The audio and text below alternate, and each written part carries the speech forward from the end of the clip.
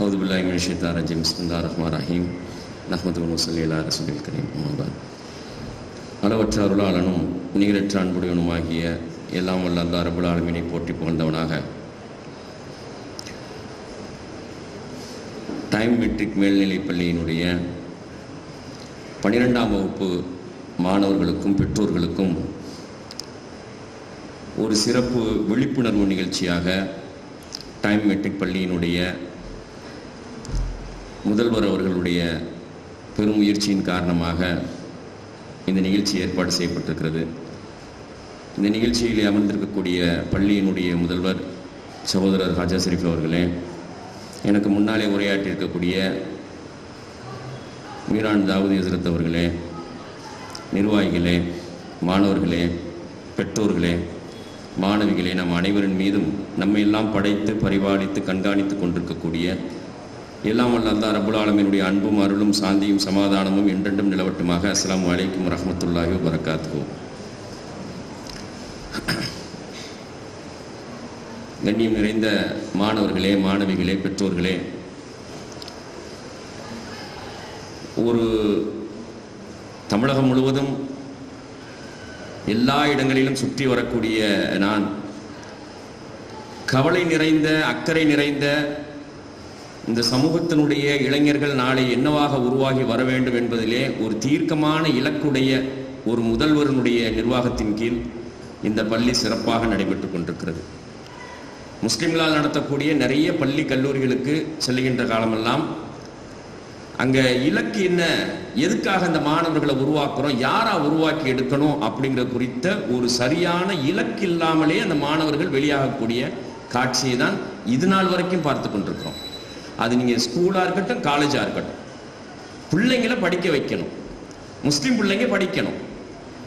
படிச்சுட்டு என்ன ஆகணும், அது என்ன வேணா ஆகிட்டு போட்டோம், படிக்க வைக்கணும் அப்படிங்கிற அந்த சிந்தனை தான் ஜாஸ்தியாக இருக்குது. இதுதான் 2000 வரைக்கும், 90, 2000, 2010 வரையிலும் முஸ்லீம் சமூகத்தில் இருக்கக்கூடிய சிந்தனை. இப்போதும் பெருவாரியான ஸ்கூல் காலேஜுக்கு நீங்கள் எங்கே போனாலும் சரி இந்த சிந்தனை இருக்கிறத பார்க்கலாம். உமன்ஸ் காலேஜ் இருக்கும், மதரசாக்கள் இருக்கும், ஸ்கூல்ஸ் இருக்கும். 2000 மாணவர்கள், 3000 மாணவர்கள், சில காலேஜஸில் 5000 மாணவர்கள் படித்து கொண்டிருக்கக்கூடிய காட்சியை பார்க்குறோம். யூஜி முடிச்சிட்டாங்களா வெளியில் போயிடுவாங்க, பிஜி முடிச்சிட்டாங்களா வெளியில் போயிடுவாங்க, +2 முடிச்சிட்டாங்களா வெளியில் போயிடுவாங்க. இந்த மாணவர்கள் என்னவாக உருவாகி வரணும் அப்படிங்கிற அந்த தீர்க்கமான இலக்கு இல்லை அப்படின்னா, இதை யார் நடத்துகிறாங்களோ நடத்துகிறவங்களுக்கு இலக்கு இல்லை அப்படின்னா பலன் இல்லாமல் போயிடும். படிச்சிருக்கும் சமூகம் பலன் இல்லாமல் போயிடும். இப்போ நீங்கள் மேலப்பாளையத்தை எடுத்துக்கிட்டீங்க, தமிழ்நாட்டை எடுத்துக்கிட்டிங்கன்னா எல்லா முஸ்லீம் வீடுகள்லையும் பட்டதாரிகள் உருவாகி வந்திருக்கிறாங்க, பெண்கள் பட்டதாரிகளாகி வந்திருக்கிறாங்க. ஆனால் என்ன செய்கிறாங்க, ரிசல்ட் என்ன அப்படின்னு பார்த்தீங்கன்னா, ரிசல்ட்டை நீங்கள் குறிப்பிட்டு சொல்ல முடியாது. இந்த ஒரு 70 வருஷத்தில் தமிழக முஸ்லீம் சமூகம் அல்லது இந்திய முஸ்லீம் சமூகம் இந்த நாட்டினுடைய வளர்ச்சிக்கு என்ன கான்ட்ரிபியூஷன் சர்டன் செக்டாரில் டக்குன்னு யாராவது ஒருத்தர் சொல்ல முடியுமா? எங்கிட்டு திரும்பி எப்படி திரும்பினாலும் அப்துல் கலாம்ங்கிற ஒரே ஒரு முகம் தான் வரும் எல்லாத்துக்கும். அதை தாண்டி ஒரு முகம் சொல்ல முடியாது. பிறகு யோசிச்சு எங்கேயாவது 1, 2 எடுக்கிற மாதிரி இருக்கும். சுல்தான் அகமது இஸ்மாயில் சார் இருக்கிறாங்க சென்னையில் அப்படின்னு ஒன்று தமிழ்நாட்டை பொறுத்த வரைக்கும். அதே மாதிரி இளையாங்குடியில் வந்துட்டு சாதிக் சார் இருக்காங்க, சித்திக் சார் இருக்கிறாங்க.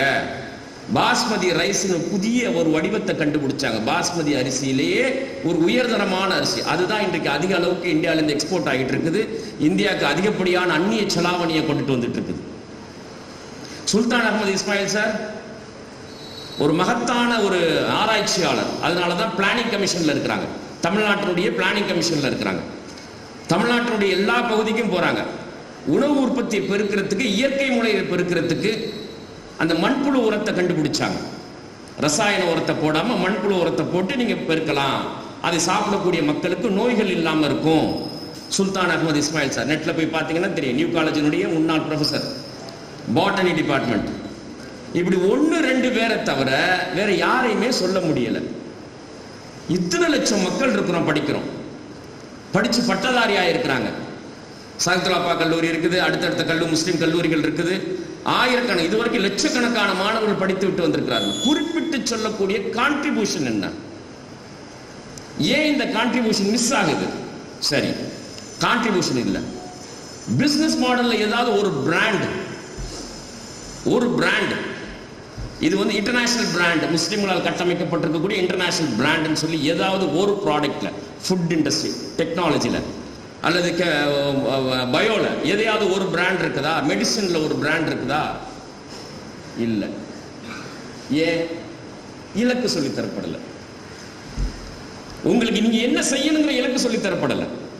இப்போ உங்களுடைய 17 வயசுல 6 மாசத்துக்கு ஒரு ட்ரிப்பு உங்களுக்கு அது சிந்தனைகள் மாறிக்கிட்டே இருக்கும். உங்களுடைய உடல் வளர்ச்சி, ஹார்மோன்களுடைய வளர்ச்சி காரணமா எதெல்லாம் உங்க கண்ணுக்கு பளிச்சு நடிக்குதோ, ஸ்பார்க் அடிக்குதோ, அதன் பின்னாலே அது சரி அப்படிங்கிற சிந்திக்கக்கூடிய பருவம் தான் உங்க பருவம். இதை நீங்க முழுசா முதல்ல மனசுல பதிய வச்சுக்கோங்க. உங்களை தாண்டி தான் நாங்க வந்திருக்கிறோம். எது உங்களுக்கு ஈர்ப்பை ஏற்படுத்துதோ அதன் பின்னால போவோம். இந்த வயசு ஆண்களாவது பார்த்துட்டு ஒரு கட்டத்தில் வந்து யாராவது சொல்லும் போது சரி அப்படின்னு மாத்திக்கிறதுக்கு உண்டான வாய்ப்பு இருக்குது. ஆனா பெண்கள் அப்படி பிடிச்சா உடும்பு புடியா பிடிச்சிருவாங்க.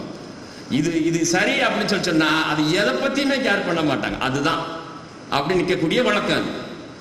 அப்போ புரிதல் இல்லாம உருவாகி வரக்கூடிய இந்த பருவம் இருக்கு, மாறிக்கிட்டே இருக்கக்கூடிய இந்த பருவத்தில் நீங்க என்ன செய்யணும் அப்படின்னா பிளைண்டா ஃபாலோ பண்ணணும். ஃபர்ஸ்ட் பாயிண்ட், இங்க என்ன சொல்லி தரப்படுதோ, உங்களுக்கு எந்த இலக்கு காட்டப்படுதோ அந்த இலக்க உங்களுக்கு அதுல எதுல ஆர்வம் இருக்குதோ அந்த ஆர்வமான துறையில என்ன இலக்கு நிர்ணயிக்கப்படுதோ அந்த இலக்க கண்மூடித்தனமாக பின்பற்றுவது, பிளைண்டா ஃபாலோ பண்றது 22 வயசு வரைக்கும். அதுக்கப்புறம் நீங்க ஒன்றும் பிரச்சனை கிடையாது, நீங்க தானா வண்டியை ஓட்டிடலாம். அந்த 21, 22 வயசுல தான் தெளிவு வரும். ஆணுக்கா இருக்கட்டும் பெண்ணுக்கா இருக்கட்டும். இந்த 13 வயசுலேருந்து 20, 21 வயசு வரையிலும் தடுமாற்றமான பருவம் என்பது இயல்பானது, இயற்கையானது. அதை மாற்றவே முடியாது.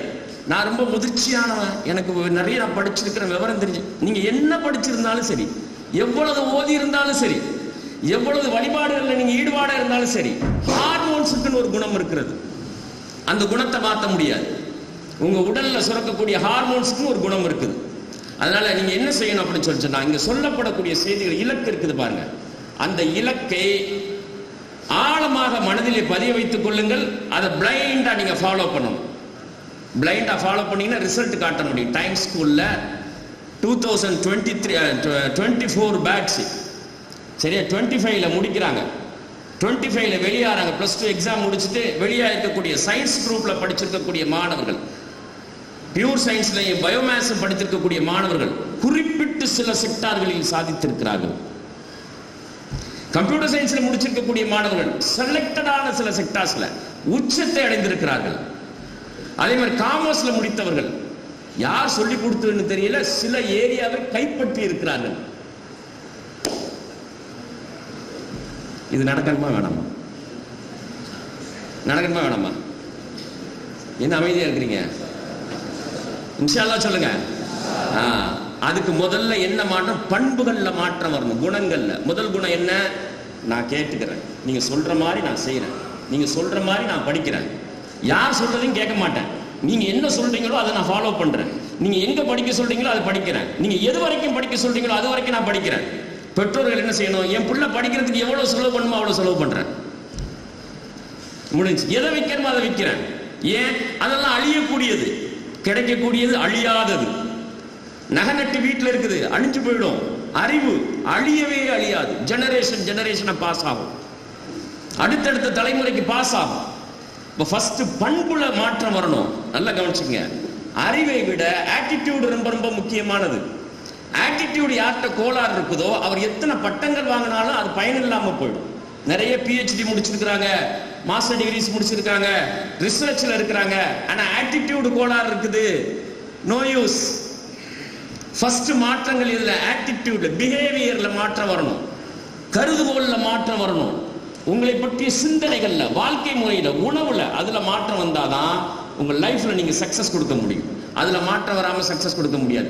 நிறைய ஆசை இருக்கு சில பேர்த்துக்கு, நான் நிறைய சம்பாதிக்கணும், கோடி கோடியா சம்பாதிக்கணும், உலகம் முழுக்க போகணும், அப்படி ஆசை இருக்கும். காலையில படுத்தா எந்திரிக்க மாட்டான், நைட்டு படுத்து 12, 1 மணி வரைக்கும் போனை உருட்டிட்டே வந்து படுப்பான் பாருங்க. காலையில 8, 9 மணிக்கு வந்துருச்சு, விடிஞ்சிருச்சா அப்படிமா அம்மா திட்டுனதுக்கு அப்புறம் தான் எந்திரிப்பான். இப்ப பிரச்சனை என்ன? நல்ல நாலேஜ் இருக்குது அவன்கிட்ட, நல்ல ரிசர்ச் மென்டாலிட்டி இருக்குது, தேடல் இருக்கு, எது ஒண்ணுமே நுணுக்கமா புரிஞ்சுக்கிற ஆற்றல் இருக்கு. இதெல்லாம் கிஃப்ட் ஆஃப் காட், அல்லாஹ்வுடைய பரிசு, மகத்தான. எல்லாத்துக்கும் அதை கொடுக்கறது இல்லை. அல்லாஹ் நுணுக்கமா புரிஞ்சுப்பாங்க சில பசங்க. அது அந்தந்த காலத்தில் அல்லாஹ் உருவாக்குறான், செலக்ட் பண்ணி எடுக்கிறான். அப்படி எல்லாத்தையும் புரிஞ்சுக்கிறவன் தூங்குனா 12-1 மணிக்கு தூங்குறான், தூங்கிட்டு 9-10 மணிக்கு எந்திரிக்கிறான். யாராவது ஏதாவது சொன்னா டக்குன்னு வந்து கோவம் வந்துருது அவனுக்கு. இது கோளாறு பிஹேவியர், ஆட்டிடியூடு கோளாறு. அதனாலதான் ஃபர்ஸ்ட் இஸ்லாமிக் எஜுகேஷன் இருக்கு பாருங்க. இந்த மீரான் ஆலிம் சார் இருக்கிறாங்க பாருங்க. மீரான் ஆலிம் சார் ஃபர்ஸ்ட் கொடுக்கறது என்னன்னா தர்பியத்து பண்ணுவாங்க, அஹ்லாக்க கட்டு தருவாங்க. குணங்கள்ல மாற்றத்தை ஏற்படுத்தியதுக்கு பிறகு அறிவுல மாற்றம், அறிவு கொடுப்பாங்க. குணங்கள் தான் ஜெயிக்க வைக்குது. அறிவு எங்கேயாவது நீங்க கூகுள்ல தட்டி கூட நீங்க படிச்சுக்க முடியும், பெரிய விஷயம் கிடையாது. ஆன்லைன்ல வீட்டில் உட்காந்து கூட நீங்க படிச்சிட முடியும், ஒரு விஷயத்தை பத்தி தெரிஞ்சுக்கிறதுக்கு முடியும். அது எல்லாம் இன்ஃபர்மேஷன். ஆனா குணங்கள்ல மாற்றம் வரல, வாழ்க்கை முறையில மாற்றம் வரலன்னா ஒரு நாளும் நம்ம ஜெயிக்க முடியாது. அதனால ஃபர்ஸ்ட் பாயிண்ட் நான் சொன்னது அந்த குணங்கள்ல மிக முக்கியமானது உங்கள் மீது அக்கறையுடையவர்கள் சொல்லக்கூடிய செய்திகளை முழுமையாக பின்பற்றி வருவது. இது ஃபர்ஸ்ட் பாயிண்ட். இரண்டாவது, என்னிடம் இருக்கக்கூடிய பிரச்சனைகள் குறைகள் இருக்குது, அதை நம்ம ஐடென்டிஃபை பண்றோம், ஆனா வெளியே சொல்ல மாட்டோம். வெளியே சொல்றதுல ஈகோ இருக்கும். அப்படி வெளியே சொல்லாத நம்முடைய குறைகள் இருக்குது பாருங்க, அது குறைன்னு நம்ம தெரிஞ்சுக்கிட்டோம் அப்படின்னா மாற்றம் வர ஆரம்பிச்சோம். குணங்கள்ல வாழ்க்கை முறையில மாற்றத்தை கொண்டுட்டு வருது. இரவில விரைவாக உறங்கி விரைவாக எழுந்திருக்காத வீட்டில் வளர்ச்சி ஏற்படாது. இப்ப என்ன பண்றது? 12 மணி 1 மணி வரைக்கும் தூங்குறது யாரு? 1 மணி, அதாவது 1 மணிக்கு எப்ப தூங்குறது? 12 மணி 1 மணி ஆயிடுது நைட்ல படுத்து தூங்குறதுக்கு. அது வரைக்கும் மொபைல் போனை பார்த்துட்டு இருக்கிறோம், முடியல, அதை விட்டு விலக முடியல. அது தலைமாட்டுல பக்கத்திலே இருந்தா தான் தூக்கம் வருது. இது எல்லாத்துக்கும் இன்னைக்கு இருக்கக்கூடிய இஷ்யூ, பேரிடர் இன்னைக்கு மிகப்பெரிய இஷ்யூவா இருந்துகிட்டு இருக்குது. அப்போ அல்லாஹ்வுடைய ரசூல் சொல்றாங்க, விரைவாக உறங்கி விரைவாக எழுந்திருக்காத வீட்டில் அல்லாஹ்வுடைய அருள் இல்லை. வீட்டில் லைட் ஆஃப் பண்ண முடியல, படுத்தா பெண்களுக்கு தூக்கம் வருது இல்லை, நைட்ல தூக்கம் வருது இல்லை, சீக்கிரம் படுத்தா தூக்கம் வருது இல்லை, பல நினைவுகள் வருது. போனை பார்த்துக்கிட்டே படுத்திருக்கிறான், நைட்டு லைட் ஆஃப் பண்ணிட்டு போனை பார்த்துக்கிட்டே படுத்திருக்கிறான். படுத்து முடிச்சதுக்கு அப்புறம் தனித்தனி சேனல் ஓடுது மைண்ட்ல, கண்ணை மூடிட்டு படுத்திருக்கிறான், நினைவுகள் ஓடிக்கிட்டே இருக்குது. மூளை தூங்குது இல்லை, தூங்காது. மூளை எப்படி தூங்கும்? இதுல எலக்ட்ரோ மேக்னெட்டிக் சிஸ்டம் மூளையை தூங்க விடாம பண்ணும். நீங்க எவ்வளவு அப்படி தூக்கம் வர்ற மாதிரி தெரியும், டக்குன்னு ஸ்பார்க்கான ஏதாவது ஒரு காமெடி பார்ப்பீங்க, செய்திருப்பீங்க, டக்குன்னு அது வந்து விழிப்படையும். அந்த மூளையினுடைய நரம்புகள் உங்களை தூங்க விடாது. அல்லாஹ்வுடைய ரசூல் சொல்றாங்க, அருள் வேணும், வளர்ச்சி வேணும், அமைதி வேணும், நிம்மதி வேணும், வீட்டுல அல்லாஹ்வுடைய அருள் இருக்கணும். அதுக்கு விரைவாக உறங்கி விரைவாக எழுந்திருக்கக்கூடிய வாழ்க்கை முறை முதல்ல வேணும். இதெல்லாம் தான் வளர்ச்சிக்கான கட்டமைப்பு. சும்மா போய் படிச்சு முடிச்சுட்டு நாங்கள் ஜெயிச்சிட முடியும்? நெவர். ஆட்டிடியூடு மாறாத வரையிலும், லைஃப் ஸ்டைல் மாறாத வரையிலும் நீங்க வந்து வெற்றியை கொண்டு வர முடியாது. உங்களை பயனுள்ள ஒரு மனிதனாக நீங்க காட்ட முடியாது. உங்க தாய்க்கும் தந்தைக்கும் பயனுள்ளவங்களாக நீங்க காட்ட முடியாது. பெரிய எதிர்பார்ப்பு இருக்குது, நம்பிக்கை இருக்குது தாய்க்கும் தந்தைக்கும். சாதாரண நம்பிக்கை இல்லை. என் பிள்ளை நான் கஷ்டப்பட்டு உழைச்சிட்டு இருக்கிறேன், +2 முடிச்சுட்டு இருக்கான், அடுத்து ஒரு டிகிரி முடிச்சுட்டு ஏதாவது படிச்சுட்டு ஓரளவுக்கு இந்த குடும்பத்தை தூக்கி காப்பாற்றக்கூடிய அளவுக்கு வந்துடுவான். அந்த எண்ணத்துல தான் வெளிநாட்டில் கிடக்குது எல்லாம். ஒரு பிள்ளை முன்னாலாம் 5 பிள்ளை 6 பிள்ளை இருந்துச்சு, ஒரு துறைக்கு போனாங்க, யாராவது ஒருத்தன் காப்பாத்திடுவான் அப்படின்னு மாதிரி இருந்துச்சு. இன்னைக்கு இருக்கிறது எல்லாத்துட்டையும் 1 தான், 1 இல்லை 2. அந்த 2 தான் அந்த குடும்பத்தை காப்பாற்றணும். தாய் தந்தை முதிய அந்த வயதான காலத்தில் அவங்கள பாதுகாக்கணும். வீட்டுல தங்கச்சி இருந்துச்சுன்னா தங்கச்சியை கட்டி கொடுக்கறதுக்கு அவர் தான். இப்படி எல்லா நம்பிக்கை மிகுந்தவராக இருக்கக்கூடிய நீங்க உங்களை பத்தின எதிர்பார்ப்புகள் அக்கறையும் அதிகப்படியான கவலைகளுமே பெற்றோர்கள் மனதில் அதிகமா இருக்கும். ஒவ்வொரு நாளும் நீங்க நினைச்சிட்டு இருக்கலாம், வீட்டுல வெளிநாட்டுல வந்து அத்தா சம்பாரிச்சிட்டு இருக்கிறாங்க, பாப்பா சம்பாரிச்சு அனுப்பிச்சிட்டு இருக்கிறாங்க அப்படின்னு சொல்லி. ஒரு நாளும் அவங்க படக்கூடிய கஷ்டம் இருக்குது பாருங்க. ஒரு ட்ரிப் டூர்ல போய் காட்டுறேன். இப்போ ஜப்பான்ல சைனால எல்லாம் போய் அந்த ஸ்டூடெண்ட்ஸை கொண்டுட்டு போய் அவங்க தந்தைமார் என்ன வேலை செய்யறாங்களோ அதை கொண்டு போய் காட்டுறாங்க. காட்சி அப்படியே பாடமா பதிஞ்சிடும் இல்லையா? சொன்னா கூட புரியாது கஷ்டங்களை, சிரமங்களை. வெளிநாட்டுல இருந்து வரும்போது நமக்கு ஆசையா இருக்கும் அத்தாவை பார்க்கறதுக்கு, பாப்பா பார்க்கறதுக்கு. அங்க போய் அவங்க செய்யக்கூடிய வேலையும், அவங்க தங்கி இருக்கக்கூடிய ரூம், நான் ரூமா போயிருக்கிறேன். அவங்க தங்கி இருக்கக்கூடிய ரூமும், காலையில நடக்கக்கூடிய சண்டைகளை நீங்க பாத்தீங்கன்னு வச்சுக்கோங்க. ஒரு ரூம்ல ஒரு 10க்கு 10 ரூம்ல கிட்டத்தட்ட ஒரு 10-12 பேர் இருப்பாங்க. ஒருத்தர் மேல ஒருத்தர் உயிரை ரிஸ்க் ஆக்கி பண்றாங்க. சம்பாதிக்க சாதாரண விஷயம் கிடையாது, உயிரையே ரிஸ்க். எந்த நேரத்தில் வேணாலும் என்ன வேணாலும் நடக்கலாம். டிரைவர்ஸா இருக்கிறாங்க, கன்ஸ்ட்ரக்ஷன்ல ஒர்க் பண்றாங்க, சரியா, வேற துறைகளில் ஒர்க் பண்றாங்க, டிராவல் பண்றாங்க. எந்த நிமிடமும் உயிர் போயிடலாம். பாருங்க, இந்த சம்பவம் நடந்த சம்பவத்தை தான் உங்களுக்கு எல்லாத்துக்கும் தெரிஞ்சது தான். இந்த கோயத்தில் ஒரு பில்டிங் ஃபயர் ஆனிச்சு பாருங்க. 50 பேர் வந்துட்டு கடுமையாக உழைச்சி டயர்டாகி போய் நைட்டில் படுத்தாங்க, காலையில் எந்திரிக்கல, முடிஞ்சு போச்சு. எதுக்கு அப்படின்னா ரிஸ்க்கு, சாதாரண ரிஸ்க் இல்லை. ரிஸ்க் முடிஞ்சுட்டு மாதம் சம்பளத்தை வாங்கி பார்க்குறாங்க. இது யார் யாருக்கு பங்கு வைக்கிறது? இருக்கிறது வந்துட்டு ஒரு நம்ம ஊர் காசுக்கு ஒரு 25,000 30,000 வரும். அதுதானே மிடில் கிளாஸ் தானே, பெருவாரியான மக்கள். எலைட்டுங்கிறது ரொம்ப 1-2 தான். மிடில் கிளாஸ் ஒரு 40,000 ரூபா 50,000 ரூபா. வெளிநாட்டுக்கு போகாதவங்களே கிடையாது. மேலப்பாளையத்தை பொறுத்த வரைக்கும் இப்போ தானே கொஞ்சம் கொஞ்சமாக மாறி வந்துகிட்டு இருக்குது. முக்கால்வாசி வெளிநாட்டு வாழ்க்கை தானே. அந்த 50,000 ரூபாய் 60,000 ரூபாய் வச்சு யார் யாருக்கு பங்கு வைக்கிறது? வீட்டுக்கு செலவு கொடுக்குறதா, வைத்தியத்துக்கு கொடுக்குறதா, வாடகை கொடுக்குறதா, பிள்ளைக்கு நகை வாங்குறதா, பையனுக்கு ஃபீஸை கட்டுறதா? எவ்வளவு பெரிய நெருக்கடி. அது எல்லாத்தையும் நீங்க இன்னொரு 10-20 வருஷத்துல பார்க்க போறீங்க. வித்தின் 10 இயர்ஸ், 17 வயசாச்சா, சரியா, இன்னொரு 15 வருஷத்துல நீங்க எல்லாத்தையும் அப்படியே நான் சொன்னது எல்லாம் உங்க அப்படியே உங்க வாழ்க்கையில நடக்கும். உங்க பிள்ளைக்கு நீங்க ஃபீஸ் கட்டும் போது தெரிய வரும், அத்தா எவ்வளவு சிரமப்பட்டிருப்பாங்க அந்த பணத்தை கட்டுறதுக்கு. அப்படியே ரொட்டீன் அப்படியே ரிவர்ஸா வரும். எதையெல்லாம் இப்போ நீங்க வந்துட்டு சந்திச்சுட்டு இருக்கிறீங்களோ, எதெல்லாம் ஈஸின்னு நினைச்சிட்டு இருக்கீங்களோ, அது எவ்வளவு பெரிய சிரமங்கிறத வாழ்க்கை உங்களுக்கு உணர்த்தும். அதனால பணம் கட்டுறது, படிக்க வைக்கிறது இருக்கு பாருங்க. ஒரு தந்தை எடுக்கக்கூடிய, தந்தை மீது இருக்கக்கூடிய கடுமையான சுமை, அது இன்னைக்கு இருக்கக்கூடிய காலத்துல எவ்வளவு சம்பாதிச்சாலும் பத்தாது, வாழ்க்கையை நடத்துறதுக்கே பத்தாத ஒரு சூழல் இருந்துகிட்டு இருக்கும். இப்படிப்பட்ட சூழல்ல பெரும் நம்பிக்கையாக இருக்கக்கூடிய நீங்க என்ன பண்ணணும் அப்படின்னு சொன்னா, தெளிவான இலக்கை நீங்க வந்து நிர்ணயிக்கணும். அந்த இலக்கை நிர்ணயிக்கிறதுக்கும் அடையிறதுக்கும் உங்க வாழ்க்கை முறையில மாற்றம், குணங்கள்ல மாற்றம் வந்தா தான் ஜெயிக்க முடியும், இல்லைன்னா ஜெயிக்க முடியாது. நிறைய பேர் ஃபெயிலியரா இருக்கிறதுக்கு காரணம், நான் மறுபடியும் சொல்றேன், ஆட்டிடியூட். அது மாறல, உங்களுடைய கோபங்கள் தனியல்ல, நீங்க ஜெயிக்க முடியாது. டக்குன்னு உணர்ச்சி வசப்பட்டு பேசக்கூடிய பேச்சுக்கள் மாறல, நீங்க ஜெயிக்க முடியாது. உங்க வாயை விட காது ஓப்பனா இருக்கணும், வாய் மூடி இருக்கணும், காது ஓப்பனா இருக்கணும். இந்த காது ஓப்பனா இருக்கக்கூடிய தன்மை இல்ல, லிசனிங் பவர் இல்ல, லிசனிங் அந்த ஒரு இயல்பு இல்ல அப்படின்னு சொன்னா எது ஒன்றையுமே உறவுகளை நீங்க பாதுகாக்கணும், டக்குன்னு உடைச்சிருவீங்க. யாருமே உங்களை நீண்ட கால ஃப்ரெண்ட்ஸா இருக்க மாட்டாங்க. வளர்ச்சிக்கு இதெல்லாம் அடிப்படை. நான் சொல்றது எல்லாமே ஃபவுண்டேஷன்.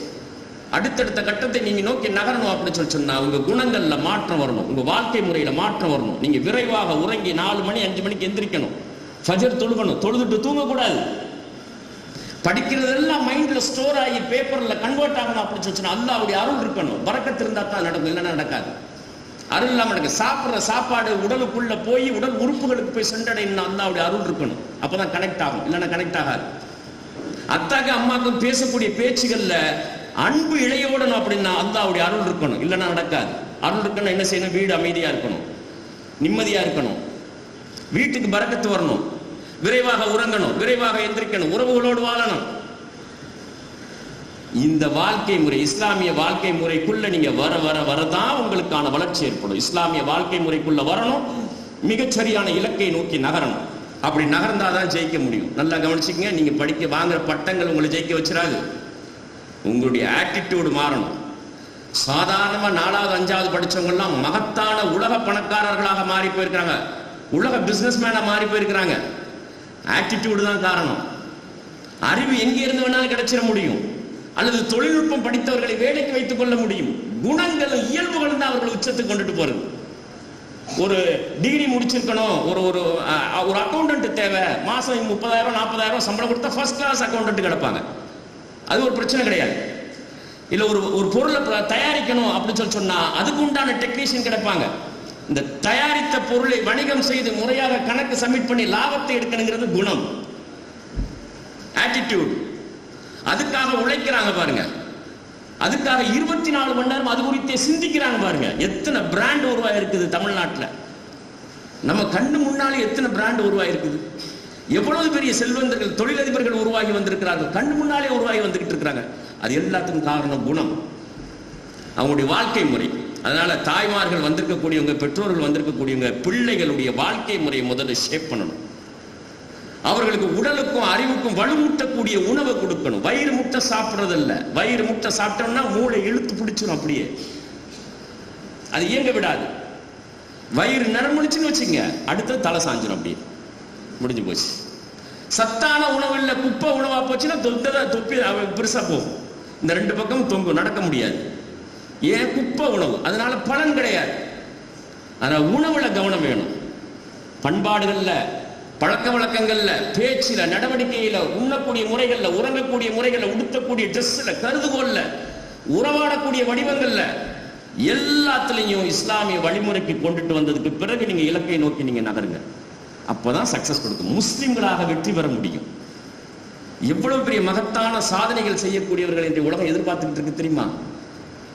அதுக்காக எத்தனை கோடி ரூபாயை இந்த உலக நாடுகள் கொட்டி கொடுத்துக்கிட்டு இருக்குது. ஆராய்ச்சியாளர்கள் தேவை, பட்டதாரிகள் தேவையில்லை. 26 அரபு நாடுகளும் இனிமே ஒரு டிகிரியை முடிச்சுட்டு நீங்க கல்ஃப் கண்ட்ரீஸ்க்கு போய் நம்ம வந்து சம்பாதிச்சிடலாம், சான்ஸே கிடையாது. அதுக்கெல்லாம் அங்க உள்ளவங்க படிச்சுட்டு வந்துட்டாங்க. அங்க யார் தேவை? ரிசர்ச் ஸ்காலர்ஸ் வேணும். நல்ல ஒரு கான்செப்ட் இருக்கு, ப்ராஜெக்ட் இருக்கு. உனக்கு குடியுரிமை கொடுக்கறதுக்கு சவுதி அரசாங்கம் இப்போ முன் வந்திருக்குது. முன்னால எல்லாம் சிட்டிசன்ஷிப் கிடையாது சவுதியில. யார் நல்ல கான்செப்ட் வச்சிருக்கிறாங்களோ அவங்க வந்து மாஸ்டர் டிகிரி முடிச்சிருக்கிறாங்க, PhD பண்ணிருக்கிறாங்க, ஃபர்ஸ்ட் கிளாஸ் கான்செப்ட் இருக்குது. சவுதி அரேபியாவை அடுத்த ஒரு 50 ஆண்டுகளுக்கு வளர்ச்சி அடையக்கூடிய, பொருளாதார ரீதியாக பலனளிக்கக்கூடிய ஒரு கான்செப்ட் வச்சிருக்கிறாங்க. சவுதியில் இருக்கக்கூடிய மக்கள் அல்லது உலக மக்களுக்கு ஏற்படக்கூடிய முக்கியமான ஒரு இஷ்யூக்கு சொல்யூஷன் கொடுக்குறாங்க. 28 யூனிவர்சிட்டிஸ் சவுதியில் இருக்கக்கூடிய அரசு பல்கலைக்கழகங்கள் 28 இப்போ ஓபன். எல்லாம் அந்த கொரோனாக்கு பின்னால உலக நாடுகள்ல யார தலை சிறந்த ஆராய்ச்சி திறன் இருக்குதோ எல்லாத்தையும் கொண்டுட்டா குடியுரிமை கொடு. அதுக்காக கோடிக்கணக்கான டாலர்ஸ் கொட்டி கொடுக்குது. UAE கவர்மெண்ட் கோல்டன் விசா கொடுக்குது. அதுக்கு ஒரு படி மேல போய் தான் சவுதி அரேபியா குடியுரிமை கொடுக்கக்கூடிய இடத்துக்கு வந்திருக்கிறாங்க. இந்திய அரசு சில செக்டார்ஸ்ல திறன் வாய்ந்த மக்களை உருவாக்கி எடுக்கணும் அப்படிங்கிற முயற்சியில கவர்மெண்ட், இந்தியன் கவர்மெண்ட் கொடுக்கக்கூடிய ஸ்டைஃபன் ஃபண்ட் இருக்குது. தமிழ்நாடு அரசு எந்த அரசும் செய்யாத ஒரு மகத்தான சாதனைகளை செய்து கொண்டிருக்கிறது. ஏன்? இந்தியாலேயே நம்பர் 1ல இருக்கிறது ஹையர் எஜுகேஷன்ல. 100 பேர் படிச்சாங்கன்னா ஆல் இந்தியா ரேஷியோ என்னன்னா 27%. இப்போ இதுக்கு காலேஜுக்கு போறவங்க 100 பேர் எக்ஸாம் எழுதி பாஸ் பண்ணக்கூடியவங்கள 27 பேர் தான் காலேஜுக்கு போறாங்க. இது ஆல் இந்தியா ரேஷியோ. தமிழ்நாடு 52 பேர் போறாங்க, டபுள் 52 விழுக்காடு. அந்த 52 இன்னும் எக்ஸ்டெண்ட் பண்றதுக்கு அதுக்கான முயற்சிகள் தான் காலேஜ் முழுக்க ஏகப்பட்ட ஸ்கீம்ஸ் இந்த அரசு கொண்டு வந்திருக்கிறது. இந்த 52 விழுக்காடு தொடரும் அப்படின்னு சொன்ன ஆல் இந்தியா சர்வே தொடர்ந்து 30 வருஷ காலம் ஆகும். 30 வருஷம் தமிழ்நாடு அட்வான்ஸா இருக்குது. ஸ்டார்ட் அப்க்கு, புதிதாக தொழில் துவங்கக்கூடியவர்களுக்கு அரசாங்கம் செய்யக்கூடிய நிதி உதவி 10 லட்சம் 15 லட்சம். நல்ல கான்செப்ட் இருந்துச்சுன்னா போதும். புதுசா நீங்க ஒரு தொழில் தொடங்கணும், டெக்னாலஜி ஓரியன்டா அல்ல வேற எது சார்ந்தும் சரி, அரசாங்கம் ஃப்ரீயா கொடுக்குது. 15 லட்சம் 20 லட்சம்.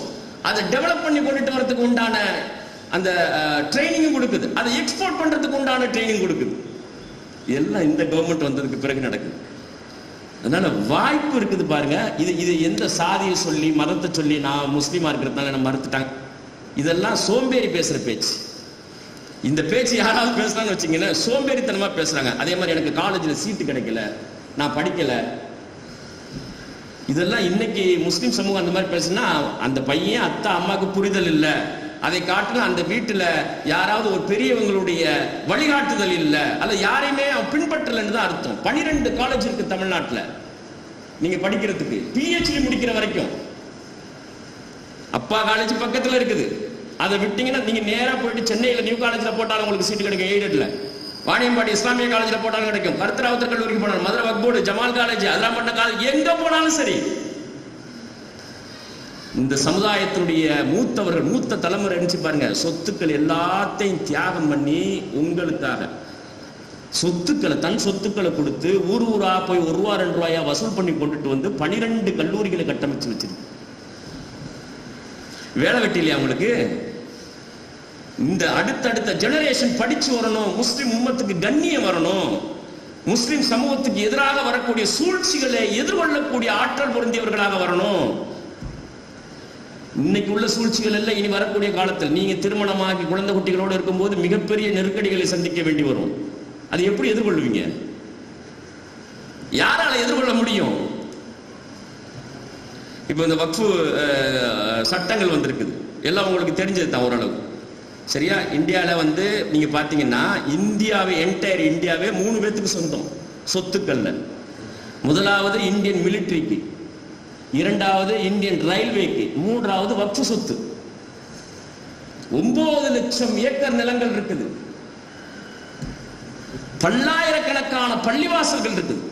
9 லட்சம் ஏக்கர் வக்ஃப் நிலங்கள், பல்லாயிரக்கணக்கான பள்ளிவாசல்கள் இருக்குது, ஆயிரக்கணக்கான கல்வி நிறுவனங்கள் இருக்குது. அந்த பள்ளிவாசல் எல்லா அமைப்புக்கும் சொந்தமானது. அமைப்பு சண்டை அது உட்பூசல் அது. ஆனா எல்லா பள்ளிவாசல்களையும் சேர்த்து, எல்லா கல்வி நிறுவனங்களையும் சேர்த்து, இது மதரசாக்கள், அநாத நிலையங்கள் அப்படின்னு சொல்லி எக்கச்சக்கமா இந்தியா முழுவதும் கிடக்குது. இப்ப புதுசா வந்திருக்கக்கூடிய அமெண்ட்மெண்ட் என்ன, ஒரு ஸ்டேட்லயும் வக்ஃப் போர்டுன்னு இருக்குது, அதுதான் கண்ட்ரோல் பண்ணிட்டு இருக்கு எல்லாத்தையும். இந்த வக்ஃப் போர்டுல முஸ்லிம் அல்லாதவர்களை இணைக்கணும். இந்த எல்லா வக்ஃப் போர்டுக்கும் சேர்த்து சென்ட்ரல் வக்ஃப் கவுன்சில் இருக்குது. அந்த வக்ஃப் கவுன்சில்ல முஸ்லிம் அல்லாதவர்கள் இடம்பெறணும் அப்படிங்கிறது புதிய அமெண்ட்மெண்ட், அவசர சட்டம். இப்ப இந்த பொறுப்பு உங்க கையில இருக்குது. நீங்க தான் எதிர்கொள்ள போறீங்க. எங்களுக்கு சொல்லத்தான் முடியும், ரோட்ல நின்று கட்டத்தான் முடியும், இவங்களுக்கு வழிகாட்ட முடியும். ஆனா எப்படி எதிர்கொள்ள, யாரால இதை வந்துட்டு இந்த சொத்துக்களை பாதுகாக்க முடியும்? நீங்க திறன் வாய்ந்தவர்களாக, அதுக்கு அதிகாரமிக்கவர்களாக வருகின்ற போதுதான் இந்த சொத்துக்களை பாதுகாக்க முடியும். நீங்களே எங்களை மாதிரி ரோட்ல நின்று கத்திக்கிட்டு இருந்தீங்கன்னு வச்சுங்க, அமைப்புகள் நடத்தக்கூடிய ஆர்ப்பாட்டம் போராட்டத்தை போய் கலந்துக்கிட்டு அது அதோட அன்னைக்கு நைட்டோட காலையோட முடிஞ்சு போயிடுங்க. அதை ஒண்ணுமே பண்ண முடியாது, ஒரு துரும்ப கூட நீங்க அசைக்க முடியாது. இந்த அவசர சட்டங்கள் செல்லாது என்று அறிவிக்கக்கூடிய ஒரே அதிகாரம் யார்கிட்ட இருக்குது? யார்கிட்ட இருக்குது சொல்லுங்க? சட்டங்கள், அரசமைப்பு சட்டத்துக்கு எதிராக வரக்கூடிய, பாராளுமன்றத்தால் நிறைவேற்றக்கூடிய சட்டங்கள் செல்லாதுன்னு அறிவிக்கக்கூடிய அந்த அதிகாரம் யாருக்கு இருக்குது? முடிஞ்சு போச்சு. யாருக்கு இருக்குது? உச்ச நீதிமன்றத்துக்கு இருக்குது, உயர் நீதிமன்றத்துக்கு இருக்குது. நீதிமன்றங்களுக்கு தான் அந்த அதிகாரம் இருக்குது. இப்போ நீதிமன்றத்துக்கு போய் உட்கார்ந்து அது செல்லாதுன்னு அறிவிக்க வேண்டிய பொறுப்பு யார்கிட்ட இருக்குது? நீங்க பைக் எடுத்துக்கிட்டு சுத்துனீங்க அப்படின்னு சொன்னா, எந்த நேரம் மொபைல் போனையே பார்த்துட்டு உட்கார்ந்துருந்தீங்கன்னு சொன்னா, உங்களுடைய வாழ்க்கை முறையில மாற்றம் வரலன்னு சொன்னா, நீங்க எப்படி சட்டம் படிக்க முடியும்? எப்படி நீதிபதிகளா போய் உட்கார முடியும்? அப்ப நீங்க சட்டம் படிச்சு நீதிபதிகளாக போய் உட்கார்றது, உயர் நீதிமன்றத்தில் உட்கார்றது, உச்ச நீதிமன்றத்துக்கு போறது. சட்டம் படிச்சு நீங்க சர்வதேச சட்டம் படிக்கிறது, லண்டன்ல போய் படிக்கிறது, சர்வதேச சட்டத்துல PhD பண்றது, ஐக்கிய நாடுகள் சபையில போய் உட்கார்றது, ICJ இருக்குது, இன்டர்நேஷனல் கோர்ட் ஆஃப் ஜஸ்டிஸ் ஹேக்ல இருக்குது நெதர்லாந்துல, அங்க போய் உட்கார்றது, சர்வதேச நீதிமன்றத்துல போய் உட்கார்றது. உலகம் முழுக்கும் சட்ட நிறுவனங்கள் இருக்குது, ஏராளமான நிறுவனங்கள் இருக்குது. ஐக்கிய நாடுகள் சபையினுடைய யுனைடெட் நேஷன்ஸ் ஏறக்குறைய 40க்கும் மேற்பட்ட என்டைட்டிஸ் துணை நிறுவனங்கள் இருக்குது. அவங்க தான் இந்த உலகத்தை ஆளக்கூடியவங்க. அவங்க ஒரு முடிவு பண்ணிட்டாங்கன்னா இந்தியாவில் யாராலும் மாற்ற முடியாது. அவங்க கொடுக்கிறது சட்டமாயிடும். அவங்க எதை முன்வைக்கிறாங்களோ அது சட்டமாயிடும். இந்தியா மாதிரி பல நாடுகள்ல எந்த தடையும் கிடையாது. நீங்க போறதுக்கு டைம் ஸ்கூல்ல முடிச்சுட்டு நீங்க கிளியரா உங்களோட ரூட்ல எந்த தடையும் கிடையாது. ஆட்டிடியூட் வெறி, இலக்குல வீம்பும் வெறியும் அந்த இலக்காகவே மாறி போயிடுது. 24 மணி நேரம் அது குறித்து சிந்திக்கிறான் பாருங்க. நீங்க யாரையாவது நல்ல வெற்றி பெற்ற யாராவது ஒரு பிசினஸ் மேனை நீங்க வந்து பாக்குறீங்கன்னு வச்சுக்கோங்க. நீங்க பிசினஸ்ல பார்த்தாலும் சரி, கல்வியில பார்த்தாலும் சரி, ஒரு தலை சிறந்த அறிஞர், ஒரு சிறப்பான தொழிலதிபர், பெரும் தொழிலதிபர், அவர்கிட்ட நீங்க கேட்டு பாருங்க, இது எப்படி இந்த உங்களுடைய தொழில ஜெயிக்கிறதுக்கு உங்களுடைய எது காரணமா இருந்துச்சு அப்படின்னு கேட்டா, என்னுடைய வாழ்க்கை முறையும் குணமும் வரும். நீங்க அறிவாற்றல் மிக்கவர்களாக உருவாகி வரதுக்கு எது உங்களுக்கு காரணமா இருந்துச்சு? என்னுடைய வாழ்க்கை முறையும் என்னுடைய தொடர் ஆராய்ச்சியும் தளராத முயற்சி உழைப்பு தான் காரணமா இருந்துச்சு. அப்ப என்ன பண்ணணும்? உங்க கையில இருக்குது. மேலப்பாளையத்தில் இருக்கக்கூடிய பள்ளிவாசல்கள்ல, தமிழகத்தில் இருக்கக்கூடிய பள்ளிவாசல்களை பாதுகாக்க வேண்டிய பொறுப்பு உங்க கையில இருக்குது. உங்களாலதான் முடியும். தமிழ்நாட்டில் இருக்கக்கூடிய வக்ஃப் சொத்துக்களை, முஸ்லிம்களுடைய கலாச்சாரத்தை, தனி சட்டங்களை, எப்படி திருமணம் பண்ணணும், எப்படி விவாகரத்து பண்ணணும், எப்படி அடக்கம் பண்ணணும், எந்த நேரத்தில் தொழுகை நடத்தணும், இந்த தனி சட்டங்கள் இருக்கு பாருங்க. இதை பாதுகாக்கக்கூடிய ஆற்றல் உங்க கையில தான் இருக்குது. நீங்க படிச்சு வந்தா தான் இதை பாதுகாக்க முடியும். வெறுமனே பேசிட்டு போயிடலாம். நாங்கெல்லாம் வெறுமனே அப்படியே ரோட்ல இருந்து பேசிட்டு அடையே அடிக்கிறான் கொள்றான் அப்படின்னு சொல்லி ஆர்ப்பாட்டம் அல்லாஹ் அக்பர்னு சொல்லிட்டு முடிஞ்சு போச்சு கதை. ஆனா உங்களுடைய உங்களுடைய பேச்சும் உங்களுடைய அதிகாரம், நீங்கள் கற்ற கல்வியும் அதுதான் வந்துட்டு அங்க எதிர்கொள்ள முடியும். நீங்க முன்வைக்கக்கூடிய கருத்தை தான் உச்ச நீதிமன்றம் ஏற்றுக்கொள்ளும். லால PhD முடிச்ச ஒருத்தர், இன்டர்நேஷனல் லால PhD முடிச்சிருக்காரு, உச்ச நீதிமன்றத்தில் போய் நிற்கிறாரு. வக்ஃப் சொத்துக்கள் சம்பந்தமான என்டையர் விஷயத்தையும் பின் பாயிண்டா ஒண்ணா அடுக்கிறார் நீதிபதிகளுக்கு முன்னால. அரசமைப்பு சட்டம் கொடுத்திருக்கக்கூடிய சிறுபான்மை சமூகத்துக்கு கொடுத்திருக்க உரிமைகள் அதோட அட்டாச் பண்றாரு. அவர் மறுத்தாலும் உலக நாடுகள் மறுக்க முடியும். உலக நாடுகளை ஏமாற்ற முடியாது. ஐக்கிய நாடுகள் சபையில போய் பேசக்கூடிய வாய்ப்பு கிடைக்குது. யாருக்கு முடியாது? பெற்றோர்களுக்கு புரியல அப்படின்னா நீங்க தான் புரிய வைக்கணும். எனக்கு சமூக பொறுப்புகள் இருக்கிறது. ஆமா, நான் முதல்ல முழுசா நான் படிச்சு வரணும். அதுக்கு காலம், வயசு என்ன, 26 27 வயசு ஆகணும். டிகிரி முடிக்கணும், மாஸ்டர் டிகிரி முடிக்கணும், PhD முடிக்கணும். PhD முடிச்சுட்டு வரும்போது முழுமையான ஒரு அந்த கல்வியில ஏறக்குறைய முழுமை பெற்ற ஒரு மனிதனாக உருவாகி வருவார். அவரால் தான் எதையும் சாதிக்க முடியும். நீங்க ஒரு லால PhD முடிச்சிருக்கிறீங்க, ஒரு லா காலேஜ்ல உடனே உங்களை வந்துட்டு, அதுவும் அவர் இன்டர்நேஷனல் லால PhD முடிச்சிருக்கிறாரு அப்படின்னா உங்களை சிகப்பு கம்பளம் போட்டு வரவேற்பாங்க. எங்க காலேஜுக்கு வாங்க, எங்க காலேஜுக்கு வாங்க, விசிட்டிங் ஃபேக்கல்ட்டியா வாங்க, இல்ல பெர்மனண்டா வாங்க, 2 லட்சம் சம்பளம் தரோம், 2 லட்சம் ரூபாய் மினிமம், 2 லட்சம் தரோம், 2.5 லட்சம் மாசம். அப்படி நீங்க போய் கிளாஸ் நடக்கிறீங்க. இந்த மாதிரியான மக்கள் உட்கார்ந்து இருக்கிறாங்க. ஒரு 100 சட்டக்கல்லூரி மாணவர்கள் இருக்கிறாங்க. அந்த 100 பேரும் பிற்காலத்தில் யாரா உருவாகி வருவாங்க தெரியுமா? அந்த 100 பேர்ல இருந்து தான் ஜட்ஜா உருவாகி வருவாங்க. அந்த 100 பேர்ல இருந்து தான் மிகச்சிறந்த அரசியல் தலைவர்களாக உருவாகி வருவாங்க. ஆளுமை இந்தியாவினுடைய முடிவெடுக்கக்கூடியவர்கள், அவர்களுக்கு வகுப்பெடுக்கக்கூடிய ஆற்றல் உங்களுக்கு வருது. அதனால யாரெல்லாம் காமர்ஸ் குரூப்ல இருக்கிறீங்க பாருங்க, உங்களுடைய இலக்கை நீங்க ஷார்ப் பண்ணுங்க. இந்த பெரும் பொறுப்பு எனக்கு இருக்குது. அல்லாஹ்வுடைய தீனுல் இஸ்லாம் மார்க்கத்தை சுமந்து அமானிதமா சுமந்திருக்கிறோம். அந்த மார்க்கத்தை பின்பற்றக்கூடிய முஸ்லிம் உம்மத் இருக்குது. 1400 வருஷமா கட்டமைக்கப்பட்ட பள்ளிவாசல்கள், சொத்துக்கள் இருக்குது. இது எல்லாவற்றையும் பாதுகாக்க வேண்டிய பொறுப்பை அல்லாஹ் ரப்பல் ஆலமீன் என்னிடம் ஒப்படைத்திருக்கிறான். அதுக்கு நான் ஆற்றல் மிக்கவனாக முதல்ல மாறுறது. இந்த நியத்துக்கு உதவி வராம வேற எந்த நியத்துக்கு வரும்? இது அல்லாஹ் ரப்பல் ஆலமீன் நீங்க வந்துட்டு கோரிக்கையை வைக்கிறீங்க ஒவ்வொரு சஜிதாலையும். யா அல்லாஹ் என்னை ஆற்றல் படுத்து, அறிவால் ஆற்றல் படுத்து, பொருளால் ஆற்றல் படுத்து, உன்னுடைய தீனுடைய சொத்தாக நான் மாறணும். இந்த பிரார்த்தனை வீணாயிடுமா?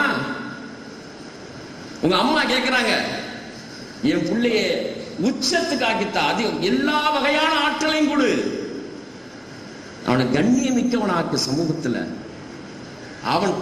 அவனை கொண்டு இந்த சமூகம் பலனடையணும், மனித குலம் பலனடையணும். ஒவ்வொரு வக்திலையும் ஒரு தாய் கேட்கக்கூடிய துவா இருக்குது பாருங்க.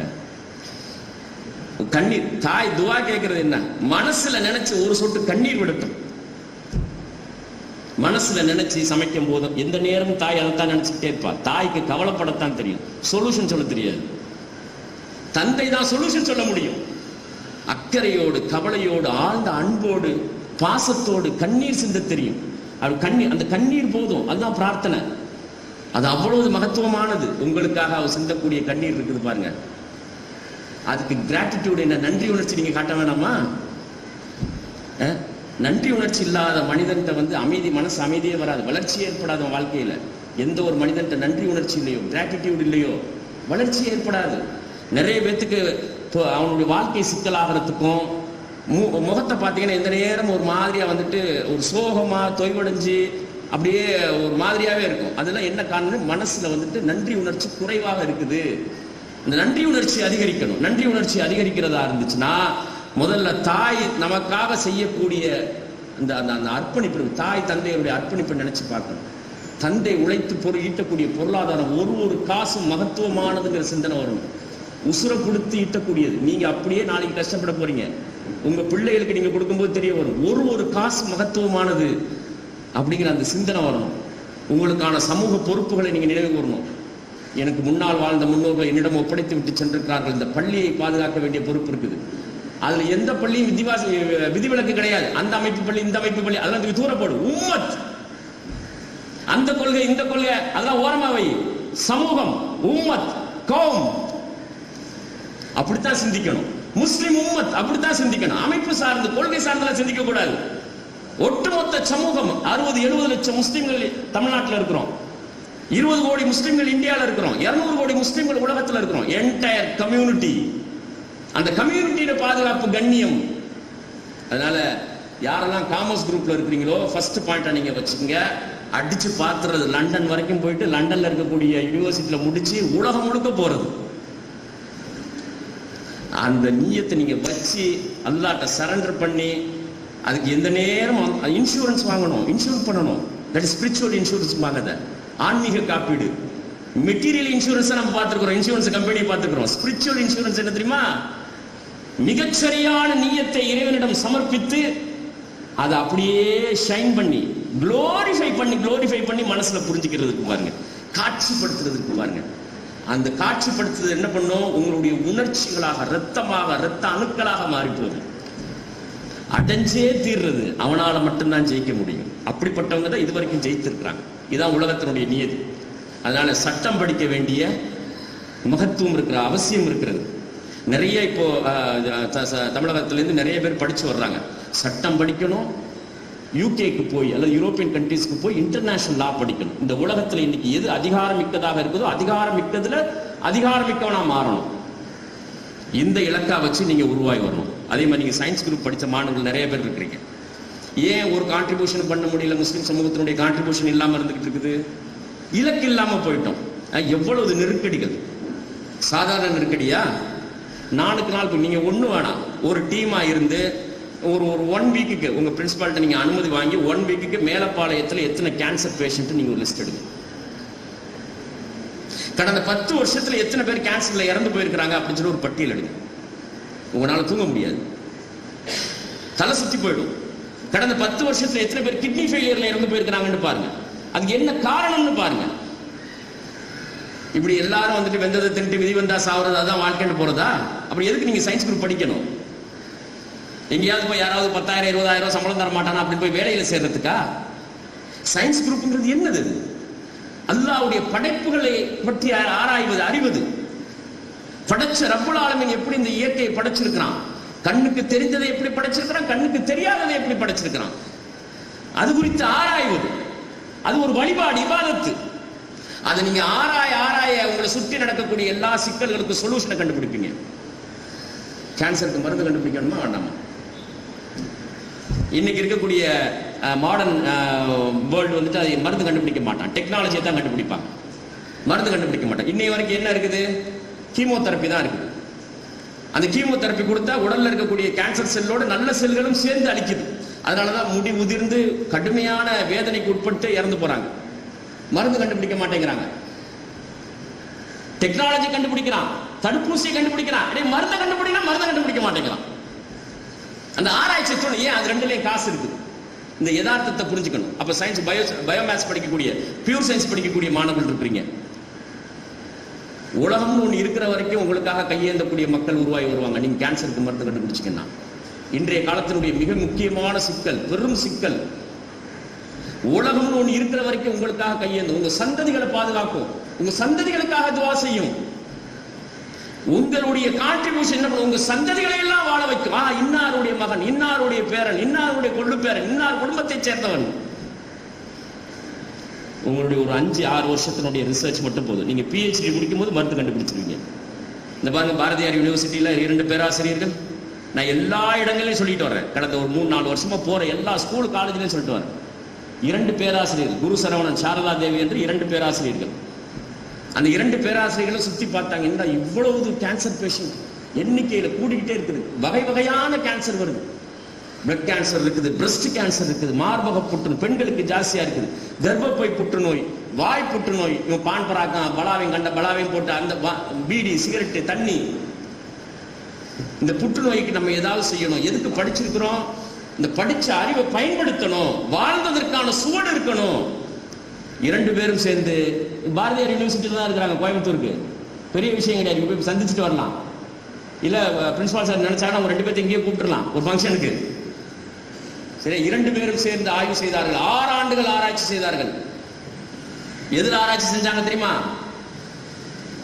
ஸ்டூடெண்ட்ஸ் மட்டும் நான் கேட்கறதுக்கு பதில் சொல்லுங்க, பேரண்ட்ஸ் யாரும் சொல்லாதீங்க. தமிழ்நாட்டினுடைய மாநில மலர் எது?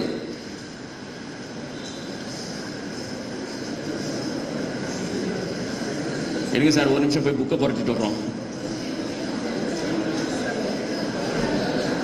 தமிழ்நாட்டினுடைய மாநில மலர் சொல்லுங்க. லேடிஸ் கேர்ள்ஸ் ஸ்ட்ரென்த் தான் வருது. கேர்ள்ஸ் ஸ்ட்ரென்த் தான் வருது. ரொம்ப எவ்வளவு சொத்து இது, ஒரு மாநிலத்தினுடைய சொத்து, உங்களுடைய சொத்து. செங்காந்தல் மலர் தமிழ்நாட்டினுடைய மாநில மலர். நேத்து புளியங்குடியில மீட்டிங்.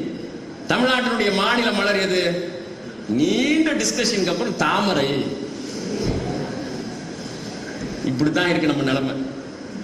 அவருக்கு பாருங்க, தமிழ்நாட்டினுடைய மாநில மலராக ஒரு சமூகம் நிர்ணயித்திருக்கிறது என்றால் அதுல ஏதாவது இருக்குன்னு தான் அர்த்தம் என்ற அந்த கணித்தல்ல, யூகத்தில் அந்த மாநில மலரை எடுத்து அந்த செடியினுடைய தண்டை அறுத்து அதுல இருக்கக்கூடிய என்சைம்ஸ் எடுத்து ரிசர்ச் பண்ணாங்க. 2 பேரும் 6 ஆண்டுகள் ரிசர்ச் பண்ணாங்க.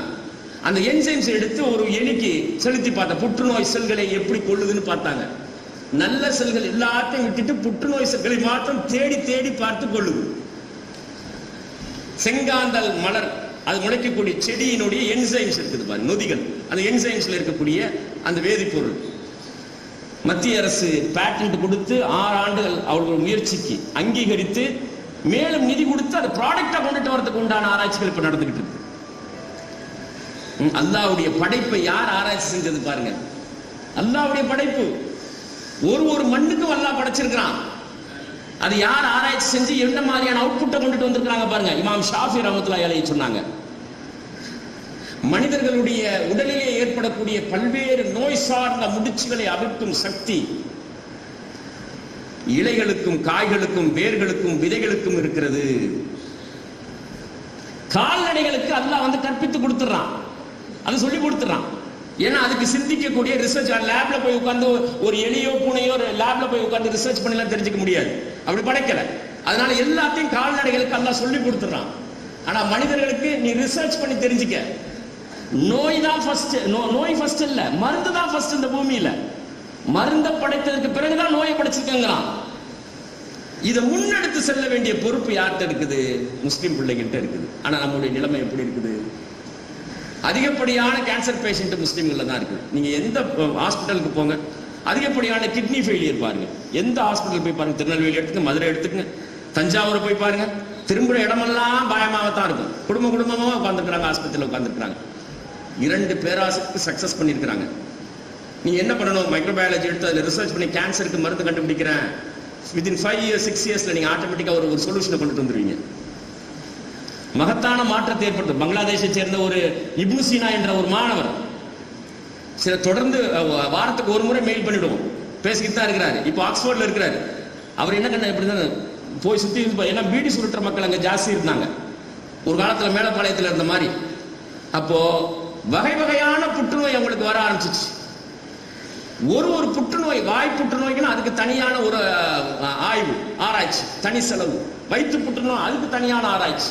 அதை கண்டுபிடிக்கிறதுக்கு மெஷினே இல்லை, டெக்னாலஜி இல்லாம இருந்துச்சு. இப்னு சீனா என்ன பண்ணாரு தெரியுமா?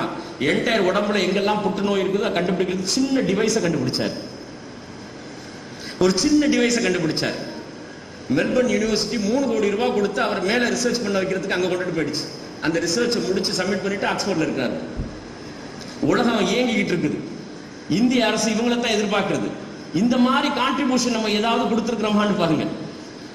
எப்ப பார்த்தாலும் உரிமை போராட்டத்தில் இருந்துட்டு இருக்கோம். என்ன கான்ட்ரிபியூஷன்? மக்கள் இப்படி நோயில செத்துட்டு இருக்கிறதுக்கு தீர்வு என்ன, சொல்யூஷன் என்ன? அந்த சொல்யூஷனை கொடுக்கக்கூடியவர்களாக நாம் முன் வரணும். மைக்ரோபயாலஜில நீங்க ரிசர்ச்ல போனீங்க அப்படின்னு சொன்னா அல்லாஹ்வுடைய படைப்புகளிலே கண்ணுக்கு தெரியாத படைப்புகள் இருக்கக்கூடிய மகத்துவத்தை தெரிஞ்சுக்கலாம். அல்லாஹ்வோட நெருக்கமா போறதுக்கு படைப்புகளை ஆராய்ச்சி செய்யணும். அதனாலதான் கால்நடைகளுக்கு அல்லாஹ் கத்து தந்துடுறான் பாருங்க.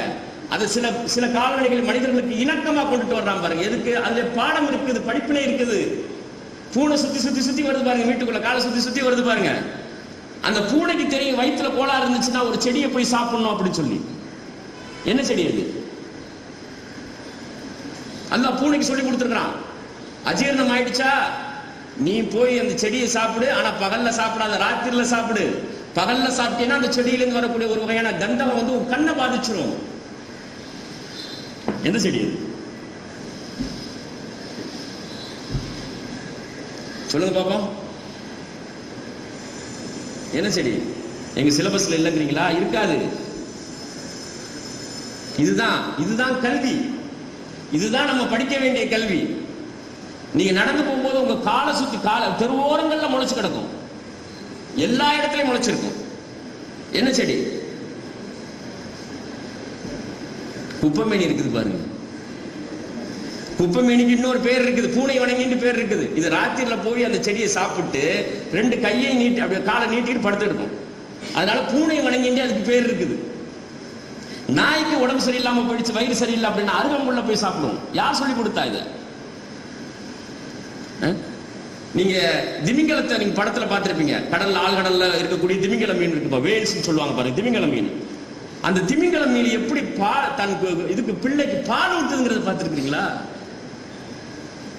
பயாலஜி படிக்கணும், அல்லாஹ்வுடைய படைப்பவனுடைய மகத்துவத்தை தெரிஞ்சுக்கிறதுக்கு. பாட்டனி, ஜுவாலஜி இருக்கு பாருங்க, மைக்ரோபயாலஜி இருக்கு பாருங்க, பயோகெமிஸ்ட்ரி இருக்குது பாருங்க,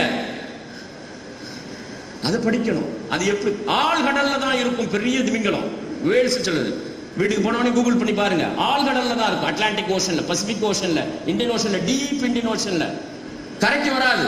ஆழ்கடல்ல இருக்கக்கூடிய அவ்வளவு பெரிய திமிங்கலம் அது ஒரு பாலூட்டும் இனத்தை சேர்ந்தது. தன் பிள்ளைக்கு எப்படி பாலூட்டுது?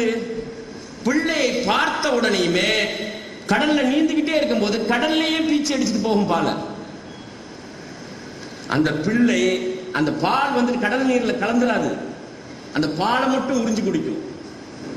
கடல் நீரில் பீச்சி அடிக்கப்பட்ட பாலை பிள்ளை உறிஞ்சு குடிக்குது பாருங்க. யார் படைச்சா இத? இதுதான் நமக்கு, இப்படித்தான் சயின்ஸ் பாடம் நடத்தப்படணும், இப்படித்தான் நமக்கு கல்வி கற்றுத்தரப்பட்டிருக்கணும் இளம் பிராயத்திலிருந்து. ஒரு செடியையும், ஒரு வேரையும், ஒரு காயையும், கனியையும் அல்லாஹ்வுடைய படைப்பு, அல்லாஹ்வுடைய படைப்பு, மகத்துவமான படைப்பு. வேப்ப மரம் அல்லாஹ்வுடைய மகத்துவத்திலும் மகத்துவமான படைப்பு. தமிழ்நாட்டில தான், வேற எங்க கொண்டு போய் வச்சாலும் இந்த வேப்ப மரத்துக்கு இந்த குணம் இருக்காது. தமிழ்நாட்டுடைய சொத்து. மேற்கு தொடர்ச்சி மலையில் இருக்காது, தென்காசி மலையேறி பாருங்க, இருக்காது. இப்படி ஒரு செடியும் அல்லாஹ் எப்படி அதை முளைவிக்கிறான்? ஏன் முளைவிக்கிறான்? ஒரு கட்டத்துல ஒரு ஏரியால வந்துட்டு ஆவாரம்பூ ஜாஸ்தியா முளைச்சிருக்குது அப்படின்னா என்ன அர்த்தம்? அந்த ஏரியால நிறைய பேத்துக்கு டயபெட்டிஸ் இருக்குன்னு அர்த்தம். அல்லாஹ் கருணையோட பக்கத்துல முளைக்க வைக்கிறான். இவன் மைண்ட் அதுல கனெக்ட் ஆகுது இல்லை. ஆவாரம்பூ இதுக்கு உண்டானது கனெக்ட் ஆகுது இல்லை. ஆவாரை இருக்க சாவோரை கண்டதுண்டோ, தமிழ் சித்தர்கள் பாடின பாட்டு. ஆவாரம்பூ இருக்க சாவோரை கண்டதுண்டோ. இப்படி ஒரு படைப்பிலே நீங்க ஒரு சுண்டைக்காயில கூட முழுமையான அதனுடைய தன்மைகள் என்ன என்பதை நீங்களால் புரிந்து கொள்ளவே முடியாது. உலகம் அழிஞ்சிடும். உலகத்தினுடைய இறுதி நாள் வரைக்கும் அல்லாஹ்வுடைய படைப்புல ஒரு சுண்டைக்காயில, ஒரே ஒரு இலையில என்ன மகத்துவம் இருக்குது அப்படிங்கிறத நம்மளால தெரிஞ்சுக்கவே முடியாது. அதனால பாட்டனிங்கிறது சாதாரண படிப்பல்ல. இன்னைக்கு வந்திருக்கக்கூடிய அது என்ன அட்வான்ஸா வந்திருக்கு பாருங்க. பாட்டனிலே அட்வான்ஸா வந்திருக்கு, பிளான்ட் பயாலஜி அப்படின்னு சொல்லி. அது சாதாரண படிப்பல்ல. பிளான்ட் பயாலஜில ஒருத்தர் PhD பண்றாரு. கல்வி இயக்கத்தின், தமிழ்நாடு முஸ்லிம் கல்வி இயக்கத்தின் சார்பா ஒரு பையன் பாரதியார் யூனிவர்சிட்டியில பாசித்துக்கு ஒரு பையன் PhD பண்ணிட்டு இருக்காரு. பிளான்ட் பயாலஜில PhD பண்ணிட்டு இருக்காரு. பிளான்ட் பயாலஜில PhD பண்ணவங்க தான் மகத்துவமான விஷயத்தை கண்டுபிடிக்கிறாங்க. தலை சிறந்த. நீங்க ஒரு நேரத்துல காலரா நோய் பரவணுச்சு 60s 70sல. அந்த காலரா நோய் பரவும்போது கொத்து கொத்தாக மக்கள் இறந்து போனார்கள். 60s இருந்து 70s வரைக்கும் கொத்து கொத்தாக ஜனாசா, ஒரு நிமிடத்துக்கு ஒரு ஜனாசா அடக்கம் செய்யப்பட்ட தொழுகை நடத்தப்பட்டது தமிழகத்துல 60-70களில். அந்த காலரா நோய் எல்லா இடத்திலையும் பரவும்போது ஒரே ஒரு குருவி மட்டும் என்ன பண்ணுச்சு தெரியுமா? ஒரு குறிப்பிட்ட மரத்தினுடைய வேர்களை மட்டும் எடுத்துட்டு போய் கூடு கட்டி அதுல குடியிருந்துச்சு. இது தொடர்ச்சியா நடக்குது. கிட்டத்தட்ட 1950s பெங்கால்ல அது நடந்துச்சு. அப்ப பெங்காலை சேர்ந்த ஒரு பிளான்ட் பயாலஜி படித்த ஒரு ஆராய்ச்சியாளர் என்ன பண்ணாரு, ஒரு ஆசிரியர் என்ன பண்ணாரு, ஏன் இந்த குருவி வந்துட்டு எல்லாத்தையும் எடுக்காம குறிப்பிட்ட மரத்தினுடைய அந்த நரம்பை மட்டும் எடுத்துட்டு போகுதுன்னு சொல்லி ஆராய்ச்சி பண்ணாரு. அதுக்கு பேர் தான் குயினின் பேரு. அதுக்கு அந்த மரத்துக்கு பேர் குயினின். இப்ப காலராக்கு மருந்து என்ன அப்படிங்கிறீங்கன்னா, மாத்திரை என்னங்கிறீங்கன்னா, அந்த குயினின்ங்கிற வார்த்தையில இருந்து, அந்த வேர்ட்ல தான் இருக்குது மருந்து. அதுல இருந்து சிந்தசைஸ் பண்ணப்பட்டது தான் ரசாயன வடிவம் தான் இப்ப காலராக்கான மாத்திரை. அந்த குருவிக்கு யார் சொல்லி கொடுத்தா? தூக்கணாங்குருவியை பார்த்திருக்கீங்களா? யார் பார்த்து கை தூக்குங்க. தூக்கணாங்குருவி கூடு மேலப்பாளையத்தை விட்டு தாண்டது இல்லை. அந்த பக்கம் இந்த பக்கம்லாம் எங்கேயும் போறது இல்லை. ஒருத்தர் தூக்கணாங்குருவி கூடு எப்படி இருக்குன்னு தெரியாதா? என்ன பிரின்சிபால் தெரியும், சும்மா சொல்றாப்ல சொன்னாங்க. அப்படியா? யாருமே பார்த்தது இல்லையா தூக்கணாங்குருவி கூட்ட? பார்த்துருக்கீங்களா? போட்டோவில் பார்த்துருக்கீங்க சரியா? 1-2 பேர் போட்டோவில் பார்த்துருக்குறாங்க. தூக்கணாங்குருவி எத்தனோண்டு இருக்கும், அதனுடைய மூளை எவ்வளவு பெருசா இருக்கும்? கடுகு அளவுக்கு கூட இருக்காது, அதை விட சின்னதா இருக்கும். அந்த மூளைக்குள்ள அல்லாஹ் எவ்வளவு பெரிய ஒரு ஆர்கிடெக்ட், ஒரு நுட்பத்தை அல்லாஹ் படைச்சிருக்கிறான். எப்படி அந்த குருவிக்கு தெரியும் இது உடையாத நரம்புண்டு, வளையிற நரம்பு, பிளெக்சிபிளான நரம்புண்டு? எப்படி தெரியும்? அதையா தேடி எடுத்து கொண்டு வந்து மரத்துக்கு, தென்னை மரம், பனை மரத்தில் நீங்க பார்க்கலாம், அப்படியே ஒரு ரவுண்ட் அடிங்க, அடிச்சீங்கன்னா தெரியும். அதுல அப்படியே ஒரு நீளமா வந்து ஒரு பெரிய ரூம் மாதிரி, ஒரு பால் மாதிரி கட்டும். கூடு கட்டுறது ஆண்குருவி தான் கட்டும் சரியா? ஆண்குருவி கூடு கட்டின உடனேயும் பெண் குருவியை போய் கூப்பிட அழைப்பு கொடுக்கும். வீடு ரெடி பண்ணியாச்சு, திருமணம் பண்ணி நம்ம குடும்பம் நடத்தலாம் வாங்க அப்படின்னு சொல்லி போய் கூப்பிடும். அந்த பெண் குருவி வந்து பார்த்துட்டு, என்னடா வீடு கட்டி வச்சிருக்கிற, வீடா கட்டி வச்சிருக்கிற, ஆம்பளை வேலை அரை வேலைங்கிறத நீ காட்டிட்ட பாரு, கோவிச்சுட்டு போயிடுமா. இது எல்லா வருடமும் நடக்கக்கூடியது. அந்த குருவி கோவிச்சுட்டு போயிடும். வீடு கட்டின ரூம் கட்டினியா? அப்புறமா இந்த ஆண்குருவி மறுபடியும் போயிட்டு நரம்பா எடுத்துட்டு வந்து அது ஒரு தடுப்பு வைக்கும். தடுப்பு வச்சுட்டு அது ஒரு ரூமா மறுபடியும் போய் அழைப்பு விடுப்பாங்க. ரூம் எல்லாம் கட்டியாச்சு வா அப்படின்னு சொல்லி போய் கூப்பிடுவாங்க. ஃபுல்லா குருவி, பெண் குருவி வந்து பார்த்துட்டு, ஏண்டா ரூம் கட்டினிய, ரூம் இருட்டா இருக்குடா, எப்படி குடி இருக்கிறது, வெளிச்சம் போடு, லைட்டை போடு. பிறகு இந்த ஆண்குருவி தேடி தேடி தேடி அந்த மின்மினி பூச்சை கொண்டு வந்து அந்த கூட்டுக்குள்ள வச்சு அது வெளிச்சமா. யார் சொல்லி கொடுத்தாங்க? இதுதான் சயின்ஸ் படிக்கக்கூடிய, பயாலஜி படிக்கக்கூடிய முறை. எல்லாவற்றையும் அல்லாஹ் சொல்லக்கூடிய வார்த்தைகளிலிருந்து பார்ப்பது, குர்ஆன் சுன்னாவிலிருந்து அணுகுவது. கண்ணாடியை எந்த விஷயத்தை பார்த்தாலும், ஒரு மனிதனை நீங்க பாக்குறீங்க, அல்லாஹ்வுடைய ரசூல் அந்த மனிதனை பற்றி என்ன சொல்லி இருக்கிறாங்க. ஒரு பெண்ணை நீங்க பாக்குறீங்க, அல்லாஹ் இந்த பெண்ணை எப்படி படைத்திருக்கிறான். ஒரு ஆணை பாக்குறீங்க, அல்லாஹ் இந்த ஆணுக்கு என்ன குணத்தை படைச்சிருக்கிறான். இது கட்டாயம். ஒரு புழு, பூச்சி, நண்டு, வண்டு, எல்லாவற்றிலும் படிப்பினை இருக்கிறது. அதனால மைக்ரோபயாலஜி, பயாலஜி படிக்கிறோம் பாருங்க, அதுல ரிசர்ச் பண்றோம் பாருங்க, அவன் இந்த மனித குலத்துக்கு பயனுள்ளவனா மாறி போயிடும். அவனுடைய சிந்தனை அல்லாஹ்வோட தொடர்பு இருக்க சிந்தனை, ஒரு ஆராய்ச்சியிலையும் அல்லாஹ்வுடைய மகத்துவத்தை தெரிய வரும். இப்ப சமீப காலத்துல எவ்வளவு இந்த மைக்ரோபயாலஜி செக்டார் வந்து இந்த ஒரு 50-100 வருஷத்துல தான் வளர்ச்சி அடைஞ்சிருக்கு. அதுக்கு முன்னால வந்துட்டு மைக்ரோஸ்கோப் கிடையாது. இப்ப பவர்ஃபுல் மைக்ரோஸ்கோப்லாம் இப்பதான் வர ஆரம்பிச்சிருக்கு. அதனால கண்ணுக்கு தெரியாத நிறைய விஷயங்கள் இப்பதான் மனிதன் கண்டுபிடிக்கிறான், ஒண்ணா தெரிஞ்சுக்கிறான். போன வாரம் பாருங்க எவ்வளவு அற்புதமானது. அதாவது இஸ்லாம் பெண்களுக்கு உரிமை கொடுத்திருக்குது. எப்படி? ஒரு கணவனை தேர்வு செய்யக்கூடிய உரிமை கொடுத்திருக்குது. எனக்கு அவனை பிடிச்சிருக்குது, அவனை நான் திருமணம் பண்ணிக்கணும் அப்படின்னு சொல்லக்கூடிய உரிமை கொடுத்திருக்குது. இவனை பிடிச்சிருக்குதா அப்பதான் கல்யாணம், எனக்கு பிடிக்கலன்னு சொன்னா கல்யாணம் கிடையாது. திருமணம் பண்றாங்க, பிடிச்சிருக்குது, திருமணம் பண்றாங்க. திருமணம் முடிந்ததுக்கு பிறகு இல்லற வாழ்க்கையில் ஈடுபடுறாங்க. இல்லற வாழ்க்கையில் அந்த பெண் கருவுறுகிறாள். எப்படி? அந்த வயிற்றுல என்ன மாதிரியான, அந்த கர்ப்பப்பையில என்ன மாதிரியான வேலைகள் நடக்குது பாருங்க. அல்லாஹ் எவ்வளவு மகத்துவமா படைச்சிருக்கிறான்னு பாருங்க. அதாவது ஆணுடைய லட்சக்கணக்கான அணுக்கள் வரும், படையெடுத்து வரும், கருப்பையை நோக்கி வரும், கருமுட்டையை நோக்கி வரும். அப்படி வருகின்ற போது ஒரு வேதியியல் ஆறு ஓடுது உள்ள. அந்த வேதியியல் ஆறுல நீந்தி தான் வரணும், போட்டி வச்சிருக்கிறான் தான். அதுல எவன் ஸ்ட்ராங்கா நீந்தி வர்றானோ அவனை பார்த்து இந்த கருமுட்டை இண்டிகேட் பண்ணும், நீ சரி உள்ளவா. ஒரு பிள்ளையை தேர்வு செய்யக்கூடிய ஆற்றல், வரக்கூடிய எல்லாமே ஆட்டோமேட்டிக்கா உள்ள போயிடாது, கருமுட்டைக்குள்ள போயிடாது. இந்த கருமுட்டை டிசைட் பண்ணுது, நீ சரி, இவனைத்தான் தேர்வு செய்யணும், அவனைத்தான் தேர்வு செய்யணும். எவ்வளவு மகத்துவம் பாருங்க. ஒரு தாய் கருவுற்றிருக்கக்கூடிய அந்த கருவினுடைய உடல்ல இருக்கக்கூடிய செல் ஏதாவது டேமேஜ் ஆயிடுச்சுன்னா அதை உடனே தாயினுடைய இதயம் எடுத்து அங்க ஆபரேட் பண்ணி மறுபடியும் அனுப்புது. இது உலக கல்வியாது, என்ன அநியாயம். இதைத்தான் நம்ம படிக்கணும். படைப்புகளை ஆராய்ச்சி செய்யணும்.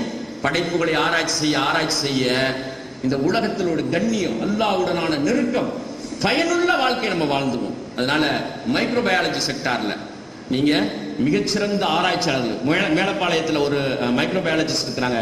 சார் வந்துட்டு மைக்ரோபயாலஜி தான், ஆனா ரிசர்ச்சுக்கு போகல. எவ்வளவுதான் நாங்களும் பேசி பார்த்தோம், இந்த ஸ்கூலை பொறுப்படுத்தி இன்னைக்கு இவ்வளவு சக்சஸ்ஃபுல்லா கொண்டுட்டு வந்திருக்கிறாங்க. மகத்தான சாதனை. எல்லாரும் துவா செய்யுங்க. சாதாரண விஷயம் கிடையாது. 200-300 ஸ்டூடெண்ட் ஃபர்ஸ்ட் நாங்கள் வந்து பார்க்கும்போது ஒரு 10-15 வருஷத்துக்கு பார்க்கும்போது இன்னைக்கு 2000 மாணவர்கள் வந்திருக்கிறாங்கன்னா சாருக்கு துணையா இருக்கக்கூடிய எல்லா டீமும் சாதாரண விஷயம் கிடையாது. நான் எங்க போனாலும் ஒரு முஸ்லிம் ஸ்கூலுக்கு, இஸ்லாமிக் ஸ்கூலுக்கான அடையாளமா டைம் ஸ்கூலை தான் முன்னிறுத்துறது. அதை போய் பாருங்க அப்படின்னு சொல்லி, அதாவது மீட்டெடுத்திருக்கிறாங்க பாருங்க ஒரு பள்ளிக்கூடத்தை. மிக மகத்தான ஸ்கூலை கட்டமைச்சிருக்கிறாங்க பாருங்க. அதனால மைக்ரோ பயாலஜி படிக்கிறது, பிளான் பயாலஜி படிக்கிறது, பயோகெமிஸ்ட்ரி படிக்கிறது, பயோகெமிஸ்ட்ரியில PhD முடிக்கிறவங்களுக்கு, ரிசர்ச் பண்றவங்களுக்கு தான் இன்னைக்கு தமாம்ல இருக்கக்கூடிய யூனிவர்சிட்டி இருக்குது பாருங்க, பெட்ரோலியம் யூனிவர்சிட்டி. இன்னைக்கு கும்பகோணத்துல இந்த 2 பசங்க நம்ம பசங்க போயிட்டு ஜாயின் பண்ணிருக்காங்க PhD பண்றதுக்கு. ஒரு மாசத்துக்கு 55,000 ரூபாய் ஸ்டைஃபண்ட், போக்குவரத்துக்கான டிக்கெட், விசா எல்லாம் முடிச்சதுக்கு அப்புறம் அராம்கோல வேலை, ரிசர்ச்ல வேலை. அராம்கோ சாபிக்ல, அராம்கோ தான் உலகத்தினுடைய மிகப்பெரிய ஒரு கார்ப்பரேட் நிறுவனம், அதுல வேலை. படிக்கிறதுக்கு ஃப்ரீ. பயோகெமிஸ்ட்ரியில PhD பண்றவங்களுக்கு. மைக்ரோபயாலஜி நீங்க பண்றீங்களா? King Abdullah university of science and technology ஜித்தால டெக்னாலஜிக்கு வாங்க. யாரெல்லாம் வந்துட்டு கம்ப்யூட்டர் சயின்ஸ் குரூப்ல இருக்கிறீங்க பாருங்க, ஒரு இன்ஜினியரிங் படிக்கணும் அப்படிங்கிற ஆசையில இருக்கிறீங்க, நல்ல மேத்தமெட்டிக்ஸ் ஸ்கில் இருக்குது, நீங்க டெக்னாலஜில ரிசர்ச் போகணும், ஆர்டிபிஷியல் இன்டெலிஜென்ஸ்ல. அதை விட இன்றைக்கு உலகமே வந்துட்டு ஒரு துறையின் பக்கம் சுத்தி, இன்னும் கொஞ்சம் 10 வருஷத்துல பெட்ரோல் டீசல் காரை நீங்க பார்க்க முடியாது, எல்லாம் மாறிடும். இன்ஜினே இல்லாத கார் வருது ஜப்பான்ல புதுசா. இன்ஜினே கிடையாது, மேக்னெட்டிக் சிஸ்டத்துல புதுசா கண்டுபிடிச்சிருக்காங்க. இது எல்லாமே எலக்ட்ரிக்கல்ல இயங்கக்கூடியதா மாறப்போகுது. அப்ப என்ன, செமிகண்டக்டர்ஸ்ல யார் ரிசர்ச் பண்றாங்களோ, போர்டு இருக்கு பாருங்க, மதர் போர்டுன்னு சொல்லுவோம் பாருங்க, இந்த செமிகண்டக்டர்ஸ்ல யார் ரிசர்ச் பண்றாங்களோ அவங்க உலகத்துடைய இன்றைக்கு மாடர்ன் எக்கானமி, பொருளாதாரத்தை, கோடிகள்ல சம்பளம், அதிகாரம், இந்த ரெண்டும் கிடைக்கும்.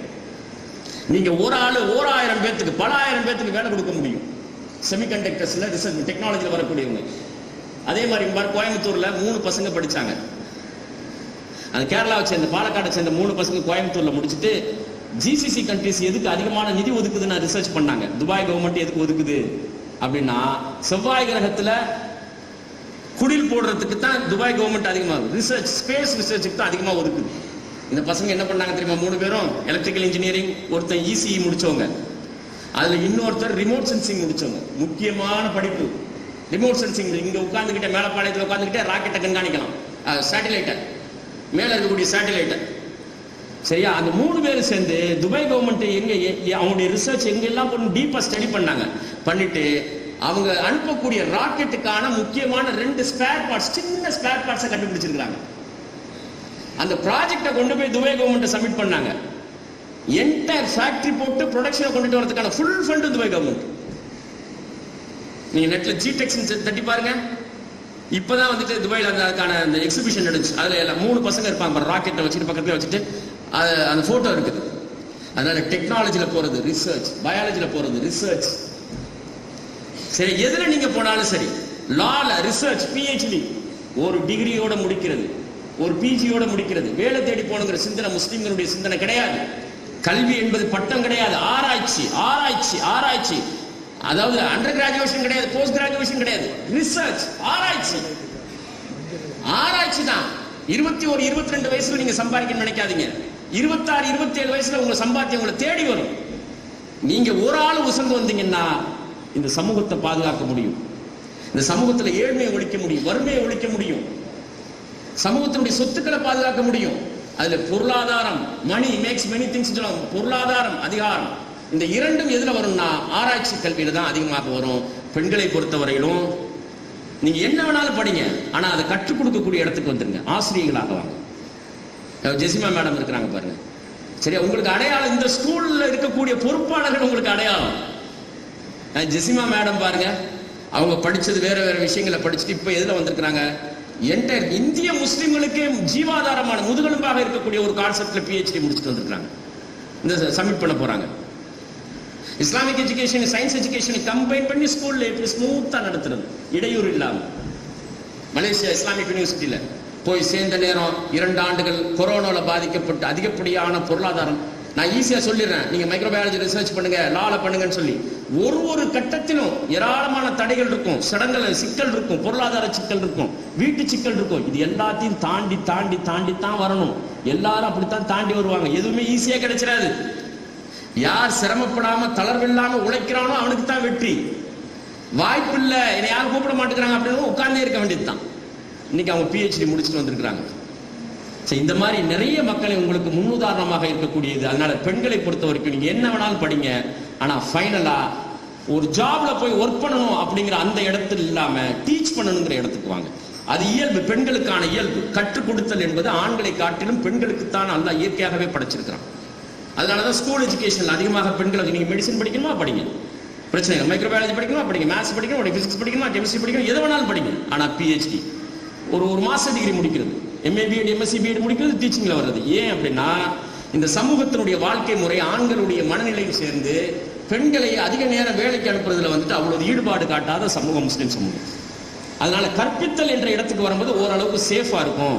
பெண்களுக்கான கல்வியை செலக்ட் பண்ணும்போது மட்டும் குடும்ப வாழ்க்கைங்கிற ஒரு கான்செப்டை மனசுல வச்சுக்கிட்டே தான் செலக்ட் பண்ணணும். நினைச்சது எல்லாத்தையும் படிச்சிட முடியாது. ஏன்னா பெண்களுக்கு வந்துட்டு பொருளீட்டுதல் என்பது ஒரு சலுகையாக கொடுக்கப்பட்டிருக்கிறது. அது கட்டாயம் கிடையாது, சம்பாதிச்சு ஆகணுங்கிற கட்டாயம் கிடையாது. சரியா? சம்பாதிக்க விருப்பம் இருந்துச்சுன்னா பண்ணலாம், நெருக்கடி இருந்துச்சுன்னா பண்ணலாம். ஆனா படிச்சுட்டு நான் வேலைக்கு தான் போகணும் அப்படிங்கிற எந்த கட்டாயம் கிடையாது. அது ஆணின் மீது பொறுப்பா இருக்கு. ஆண்களுக்கு தான் பெண்களை பாதுகாக்க வேண்டிய, பிள்ளைகளை பாதுகாக்க வேண்டிய பெரும் பொறுப்பு இருக்குது. அதனால ஆசிரியை பணி என்பது அருள் நிறைந்த பணி. இங்கிலீஷ் லாங்குவேஜ் அரபிக்ல படிங்க, அதுல PhD பண்றது, மார்க்க கல்வியோடு சேர்த்து படிக்கிறது, எல்லா செக்டார்லையும் படிக்கலாம், ஒன்றும் பிரச்சனை, எல்லா சப்ஜெக்டையும் படிக்கலாம். ஃபைனலா ஐ எம் a டீச்சர் அப்படிங்கிற ஒரு இடத்துக்கு மட்டும் முஸ்லிம் பெண்கள் அதிகமாக நகர்ந்தாங்கன்னா, குறிப்பா மேலப்பாளையம் மட்டும் நகர்ந்தாங்கன்னா நெக்ஸ்ட் 30 இயர்ஸ்ல திருநெல்வேலி மாவட்டத்தில் இருக்கக்கூடிய எல்லா ஸ்கூல் காலேஜ்லையும் ஒரு பயமா தான் உட்காந்துருக்கும். எங்க போனாலும் ஒரு முஸ்லீம் பிள்ளை தான் உட்காந்துருக்கும். 30 இயர்ஸ்ல கண்டினியூவா பண்ணணும். இதான் சமூக மாற்றம் என்பது. கற்பித்தல் துறை அதிகாரமிக்க துறை, மக்களுடைய மனங்களை மாற்றக்கூடிய துறை, சிந்தனைகளை மாற்றக்கூடிய துறை, சாதாரண துறை கிடையாது. அதனால அல்லாஹ்வுடைய அருளோடு நாம் இந்த இலக்கை நோக்கி பயணிக்க வேண்டிய கட்டாயம் இருக்கிறது. நீங்க எது படிச்சாலும் சரி, பாய்ஸ் எது படிச்சாலும் சரி, PhD வரைக்கும் பயனுள்ளது படி, இலக்கு உயர்வானது இலக்கா இருக்கணும். டெக்னாலஜில இனோவேஷன் இப்ப எல்லா நிதியும் ஸ்பேஸ் இனோவேஷன்ல தான் ஒதுக்கப்படுது அதிகப்படியா. இஸ்ரோல, நாசால, துபாயில, எல்லா இடத்துலையும் அதான் ஒதுக்கப்படுது. அதே மாதிரி நீங்க கம்ப்யூட்டர் சயின்ஸ் தான் எனக்கு ஆசையா இருக்குது, BE கம்ப்யூட்டர் சயின்ஸ் முடிச்சுட்டு ME கம்ப்யூட்டர் சயின்ஸ், இல்லை வெளியில போய் MSc கம்ப்யூட்டர் சயின்ஸ் முடிச்சுட்டு அது artificial intelligence, machine learning, robotics இதுல படிச்சுட்டு புது கம்பெனிஸ் உருவாக்குங்க, சாஃப்ட்வேர் கம்பெனிஸ் உருவாக்குங்க. இப்படி சின்னதாக ஆரம்பிக்கப்பட்டதான். டாடா ஆரம்பிச்சு, TCS ஆரம்பிச்சது, காக்னிசன்ட் ஆரம்பிக்கப்பட்டது. இந்த தென்காசியில வந்து உட்கார்ந்துட்டு ஒருத்தர் ஜோகோ ஆரம்பிச்சிருக்காரு பாருங்க. தென்காசியில உட்கார்ந்து உலக நாடுகள் முழுவதும் இருந்து வேலையில் எடுத்து செய்யறாரு பாருங்க. ஒரு மல்டிநேஷனல் கம்பெனியா உருவாக்கி. ஏன் திருநெல்வேலியில உட்காந்து நீங்க செய்ய முடியாதா? மேலப்பாளையத்தில் உட்காந்து செய்ய முடியாதா? 1 கிலோமீட்டர் தான் கம்பெனி இருக்குது. உலகம் முழுக்க உலக பெரிய பன்னாட்டு நிறுவனமா உருவாக்கி இருக்கிறாரு. இலக்கு, நான் தான் மறுபடியும் சொல்ல பாருங்க, இலக்கும் குணமும் இலக்கும். பொம்பளை பிள்ளைங்க படிச்சுட்டு கம்ப்யூட்டர் சயின்ஸ் முடிச்சிருக்கீங்க, BSc கம்ப்யூட்டர் சயின்ஸ் நான் படிக்கணும், MSc வீட்டில் இருந்துகிட்டே நீங்க பண்ணலாமே, ஒரு சாஃப்ட்வேர் கம்பெனியை உருவாக்கலாமே. முயற்சி, இலக்கு, முயற்சி, குணம் எல்லாத்தையுமே டிசைட் பண்றது குணம், ஆட்டிடியூட். அல்லாஹ்வுடைய ரசூலுடைய வாழ்க்கை முறைக்குள்ள வந்தாதான் இதெல்லாம் சக்சஸ், இல்லைன்னா இல்லை. அதனால சாஃப்ட்வேர் நிறுவனம் இன்னைக்கு உலகத்துல பெரும் பணம், மாடர்ன் எக்கானமி இருக்குது பாருங்க. மாடர்ன் இப்ப நம்ம மக்கள் நிறைய பேர் பண்றது என்ன எக்கானமி தெரியுமா? இதெல்லாம் 90s எக்கானமி. பொருள் வாங்கி இதை வந்து 500 ரூபாய்க்கு வாங்கி 550 ரூபாய்க்கு வித்துட்டு அந்த 50 ரூபாய் பணம் லாபத்தில் வச்சுட்டு போறதுக்கு பாருங்க. அதெல்லாம் 90s வியாபாரம், ட்ரேடிங். இப்ப என்ன? மேனுஃபேக்சரிங் தான். கல்வி, ஆராய்ச்சி, கண்டுபிடிப்பு, பிராண்டு, ப்ராடக்டா கொண்டுட்டு வர்றது. அதுதான் இன்னைக்கு உற்பத்தி தொழில தான் மில்லியன்ஸ்லையும் பில்லியன்ஸ்லையும் ப்ராஃபிட் ஈட்ட முடியும். இப்போ வந்துட்டு 1000 500 பிரியாணி கடை வச்சிருக்கிறேன், கோழி கடை வச்சிருக்கிறேன். ஏன்னா இன்னும் கொஞ்சம் ஒரு 10 வருஷத்துல 20 வருஷத்துல இந்த பிரியாணி கடை, கோழி கடை எல்லாத்தையும் மூடிடணும். அதெல்லாம் எவ்வளவு காலத்துக்கு அதெல்லாம் பண்ணிட்டு இருக்குது? இன்னும் புரோட்டா மாஸ்டராகவே நீங்க இருந்துகிட்டே இருப்பீங்களா? எவ்வளவு காலத்துக்கு அதெல்லாம் பண்றது? வேற யாரா புரோட்டா தட்டட்டும், வேற யாரா பிரியாணி கடை வைக்கட்டும், நமக்கு தான் வைக்கணும். என்ன சட்டம் இருக்குது? நம்ம சர்வதேச அளவுக்கு நம்ம போக வேண்டிய தேவை இருக்குது. மைக்ரோபயாலஜிஸ்டா உருவாகி வர தேவை இருக்குது. சரியா? மருந்து கண்டுபிடிக்க வேண்டிய தேவை இருக்குது. அதெல்லாம் என் மீது பொறுப்பு, முஸ்லிம்கள் மீது பொறுப்பு. அது பிரியாணி கடை வைக்கிறது, கோழி கடை வைக்கிறது எல்லாம் வந்துட்டு கட்டாயம் கிடையாது. இதெல்லாம் மாறணும். 10 வருஷத்துல மாறலன்னா இலக்கு இல்லாம பசங்க படிக்கிறாங்கன்னு அர்த்தம். தாய்க்கும் தந்தைக்கும் குற்றச்சாட்டு வரும். இலக்கு இல்லாமலே பையனை உருவாக்கிட்டாங்க. மேலப்பாளையம் பசங்க இலக்கு இல்லாமலே படிக்கிறாங்க குற்றச்சாட்டு ஒரு 10 வருஷத்துல மாறிடும். நான் சொல்றது நீங்க கரெக்டா ஃபாலோ பண்ணுவாங்க. எதை படிச்சாலும் சரி, PhD அதுக்கு நான் போவேன், ஒரு கம்பெனியை உருவாக்குவேன், ஒரு பிராண்டா மாத்துவேன். நேத்து நாங்க தங்கியிருந்த ஹோட்டலுக்கு பக்கத்துல இதோட முடிச்சுக்கிறேன், தலப்பாக்கட்டி ஹோட்டல் இருக்கு, பாத்துருக்கீங்களா? பார்த்து திண்டுக்கல் தலப்பாக்கட்டின்னு ஹோட்டல் இருக்குது பாருங்க. யாரெல்லாம் ஸ்விக்கியில் ஆர்டர் பண்றது, ஜொமேட்டோல ஆர்டர் பண்றது, எல்லாரும் ஆர்டர் பண்ணுவோம் தான், சரியா? ஆமா, அங்க உட்காந்து சாப்பிடும் போது நாங்க பேசிட்டு இருந்தோம். அப்படியே 1957 சாதாரண ஒரு அடுப்பை பத்தி ஒரு வெங்கல சட்டியை வச்சு ஒரு நாயுடு, தலப்பாக்கட்டி நாயுடு, சரியா, அவர் வந்து திண்டுக்கல்ல வந்துட்டு உருவாக்குனாரு. அந்த அம்மா, வீட்டுக்கார அம்மா வந்து மசாலா சாமான் எல்லாத்தையும் செட் பண்ணி கொடுக்கும். அவங்க தோட்டத்துல சும்மா 2 ஆட்டுக்குட்டி 3 ஆட்டுக்குட்டியை வளர்த்து இப்படி உருவானது 57ல. மலேசியாவுக்கு போறேன், கோலாலம்பூர்ல திண்டுக்கல் தலப்பாக்கட்டி இருக்குது. துபாய்க்கு போறேன், திண்டுக்கல் தலப்பாக்கட்டி. சவுதிக்கு போனா திண்டுக்கல் தலப்பாக்கட்டி. அமெரிக்கால இருக்குது, நெதர்லாந்துல இருக்குது, ஆஸ்திரேலியால இருக்குது. ஒரு பிராண்ட் உருவாயிருக்கு பாருங்க, அந்த நாயுடு போட்டோ தலப்பாவோட போட்டு. இத்தனைக்கு பிரியாணி வந்துட்டு முஸ்லிம்களுடைய உணவுங்கிற மாதிரி மக்கள் மனசுல பதிவாயிருக்குது. ஏன் ஒரு பிராண்ட் உருவாகல?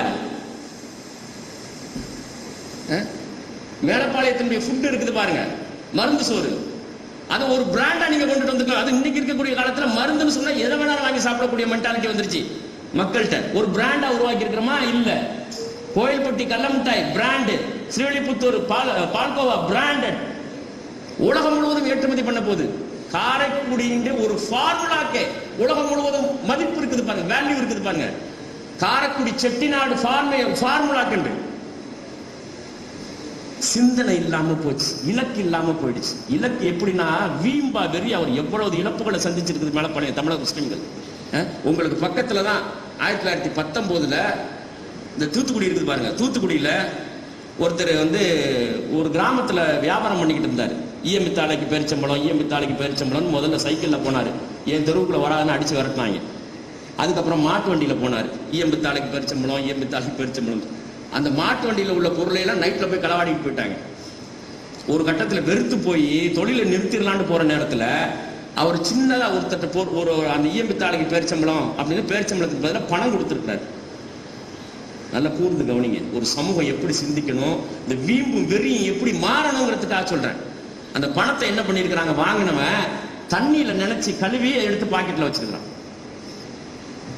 உன் கையில வாங்கின தீட்டுடா அப்படின்னு சொல்லி தண்ணியில கழுவி எடுத்து பாக்கெட்ல வச்சிருக்கிறான்.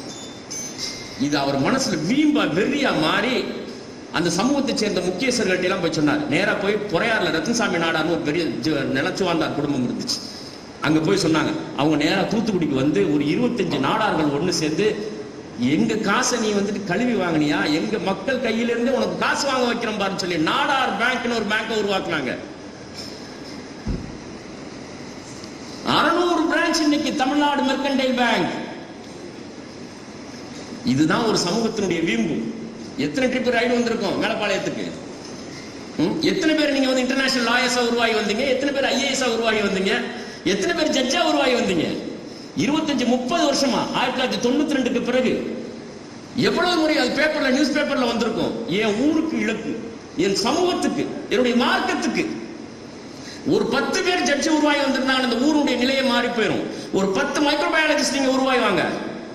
அடுத்து 10 வருஷத்துல மேலப்பாளையம் எப்படி மதிக்கப்படுதுன்னு பாருங்க. இதுதான் மாற்றம். வெறுமனை படிச்சுட்டு வெளிநாட்டுல போய் சம்பளத்துக்கு மாச சம்பளத்துக்கு வேலை செய்யறதல்ல நம்முடைய அடையாளம். இது எல்லாம் மாறணும். இதெல்லாம் வந்து பிற சமூகத்துக்கு அது ஓகே, நமக்கு அது ஓகே அல்ல. நமக்கு நெருக்கடிகள் இருக்குது. இருக்கிறதுலே டாப்பா நான் போவேன். என்னுடைய ஆற்றல் எல்லோரையும் காட்ட, ஒரு மூமின், ஒரு முஸ்லிம் 1000 பேத்துக்கு சமானம். இன்னைக்கு நம்ம நிலைமை இவ்வளவு கீழ்த்தரமா இருக்கிறதுக்கு நம்ம தான் காரணம், வேற யாரும் காரணம் இல்லை. அதனால அந்த நிலையை மாற்றி அமைக்கக்கூடியவர்களாக பொருளாதாரம், அதிகாரம், பணம் இருக்குது பாருங்க, இன்னைக்கு மிகப்பெரிய ரோல் பிளே பண்ணும். எதை வேணாலும் இன்னைக்கு மாத்திர முடியும். இன்னைக்கு மாடர்ன் எக்கானமி, சரியா? அதனால பொருளாதாரம், அதிகாரம் ஒரு சேர வரக்கூடிய ஆராய்ச்சி கல்வியை நோக்கி நகரணும். பிராண்டை உருவாக்கணும், இன்டர்நேஷனல் பிராண்டை உருவாக்கணும். சந்ததியா நின்று உங்களுக்கு, உங்க குடும்பத்துக்கு, உங்க சமூகத்துக்கு அது பலனளிக்கும். அத்தகைய ஆற்றல் மிக்கவர்களாக அல்லாஹ் ரப்பல் ஆலமீன் நம் அனைவரையும் உருவாக்கி தர வேண்டும். அதே போன்று பெண்கள் கல்வியாளர்கள் கண்ணியமான போஸ்ட், ஆயிரக்கணக்கான இளம் பிள்ளைகளை உருவாக்கி எடுக்கக்கூடிய கல்வியாளர்கள். அல்லாஹ் ரப்பல் ஆலமீன் நாம் அனைவருக்கும் அத்தகைய ஆற்றலை தந்தரல வேண்டும். ஆகிர் தாவானா அல்ஹம்துலில்லாஹி ரப்பல் ஆலமீன். அஸ்ஸலாமு அலைக்கும் வரஹ்மத்துல்லாஹி வபரகாத்துஹு. வலைக்கும் அஸ்ஸலாம் வரஹ்மத்துல்லாஹி வபரகாத்துஹு. அல்ஹம்துலில்லாஹ். அல்லாஹ்வுடைய பெரும் கருணையினால் நம்முடைய மதிப்புக்கும் மரியாதைக்கும் உரிய அன்பு சகோதரர் சிஎம்என் சலீம் எம்பி அவர்கள் மாணவர்களுக்காகவும் அவர்தம் பெற்றோர்களுக்காகவும் வருங்காலத்தில் நாம் எப்படி சிந்திக்க வேண்டும், எந்த மாதிரியான கல்வியை தேர்வு செய்ய வேண்டும், ஆய்வு கல்வியினுடைய முக்கியத்துவம் என்ன, நம்முடைய கண்களுக்கு தென்படுகின்ற சின்ன சின்ன பொருட்கள் மூலமாக எவ்வளோ பெரிய பிராண்டை உருவாக்க முடியும், எவ்வளோ பெரிய சமூக மாற்றத்தை ஏற்படுத்த முடியும் என்பது குறித்து பல்வேறு செய்திகளை நமக்கு அருகாமையில் இருந்து நமக்கு தெளிவுபடுத்தினார்கள். மாணவ கண்மணிகள் அவர்களுடைய பெற்றோர்களாகி நீங்கள் அதை சிறப்பான முறையில் உள்வாங்கியிருப்பீர்கள் என்று நம்புகின்றோம். எல்லாமல்ல அல்லாஹு சுப்ஹானஹு வ தஆலா அவர்கள் நமக்கு எதை உரையாக நிகழ்த்தினார்களோ சொல்லிக் கொடுத்தார்களோ அதிலிருந்து நாம் சிந்தித்து நம்முடைய வாழ்க்கையை நமக்கும் நம்முடைய குடும்பத்திற்கும் சமூகத்திற்கும் இந்த நாட்டிற்கும் உலக மக்களுக்கும் பலன் தரக்கூடியதாக அமைத்து அதன் மூலமாக ஈருலகிலும் நற்பாக்கியங்களை பெறக்கூடிய நன்மக்களின் கூட்டத்தில் ரப்புல் ஆலமீன் சேர்த்து அருள்பாலிக்க வேண்டும். இந்த நிகழ்ச்சியில் கலந்து கொண்டு சிறப்புரையாற்றிய அன்பு சகோதரர் சிஎம்என் சலீம் அவர்களுக்கு அல்லாஹ் ரப்புல் ஆலமீன் நீண்ட ஆரோக்கியத்தையும் எல்லா விதமான கயிறு பரக்காத்துகளையும் ஈருலகிலும் நிரப்பமாக வழங்க வேண்டுமாய் துவா செய்து இறுதியாக நன்றி உரை மௌலவி அல் ஹாஃபில் டி முஹைதீன் ரியாஜி அவர்கள் நிகழ்த்துவார்கள்.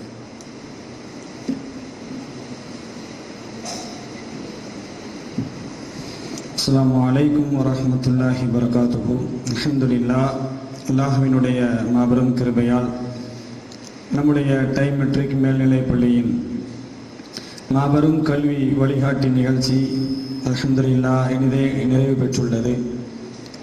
இந்த நிகழ்ச்சிக்கான ஏற்பாடுகளை செய்து தந்த நம்முடைய டைம் பள்ளி நிர்வாகத்திற்கும் மரியாதைக்குரிய தாளாளர் அவர்களுக்கும் முதல்வர் மற்றும் பேராசிரியர்கள், அரபுத்துறை ஆசிரியர்கள், ஆசிரியைகள் மற்றும் இங்கே நம்முடைய அழைப்பை ஏற்று வருகை தந்த தமிழ்நாடு கல்வி இயக்கத்தினுடைய நிறுவனர், கண்ணியத்திற்கும் மிகுந்த மரியாதைக்கும் உரிய சகோதரர் சிஎம்என் சலீம் சார் அவர்களுக்கும் மற்றும் நம்முடைய அழைப்பை ஏற்று இங்கே வருகை தந்த தாய்மார்கள், சகோதரர்கள், சகோதரிகள், குறிப்பாக இங்கே இவ்வளோ நேரம் அமைதியாக நின்று நிகழ்ச்சியை கண்டுகளித்து அதை நம்முடைய வாழ்க்கையின் குறிக்கோளாக எடுத்து நடப்பதற்கு காத்து கொண்டிருக்கும் அருமையான மாணவ மாணவிகளுக்கும் மற்றும் இங்கே வந்த அத்துணை நல்ல உள்ளங்களுக்கும் நம்முடைய டைம் பள்ளி நிர்வாகத்தின் சார்பாக மனமார்ந்த நன்றியினை தெரிவித்துக் கொள்கிறோம். ஜஸாக்குமுல்லாஹு ஹைரன் கசீரன் ஃபித்தாரைன். சுபஹானல்லாஹி வ பிஹம்திஹி சுபஹானக அல்லாஹும்ம வ பிஹம்திக அஷ்ஹது அன் லா இலாஹா இல்லா அன்த அஸ்தக்ஃபிருக வ அத்தூபு இலைக். சுபஹான ரப்பிக ரப்பில் இஸ்ஸத்தி அம்மா யசிஃபூன் வ ஸலாமுன் அலல் முர்ஸலீன் வல்ஹம்துலில்லாஹி ரப்பில் ஆலமீன். அஸ்ஸலாமு அலைக்கும் வரஹ்மத்துல்லாஹி வபரகாத்துஹு.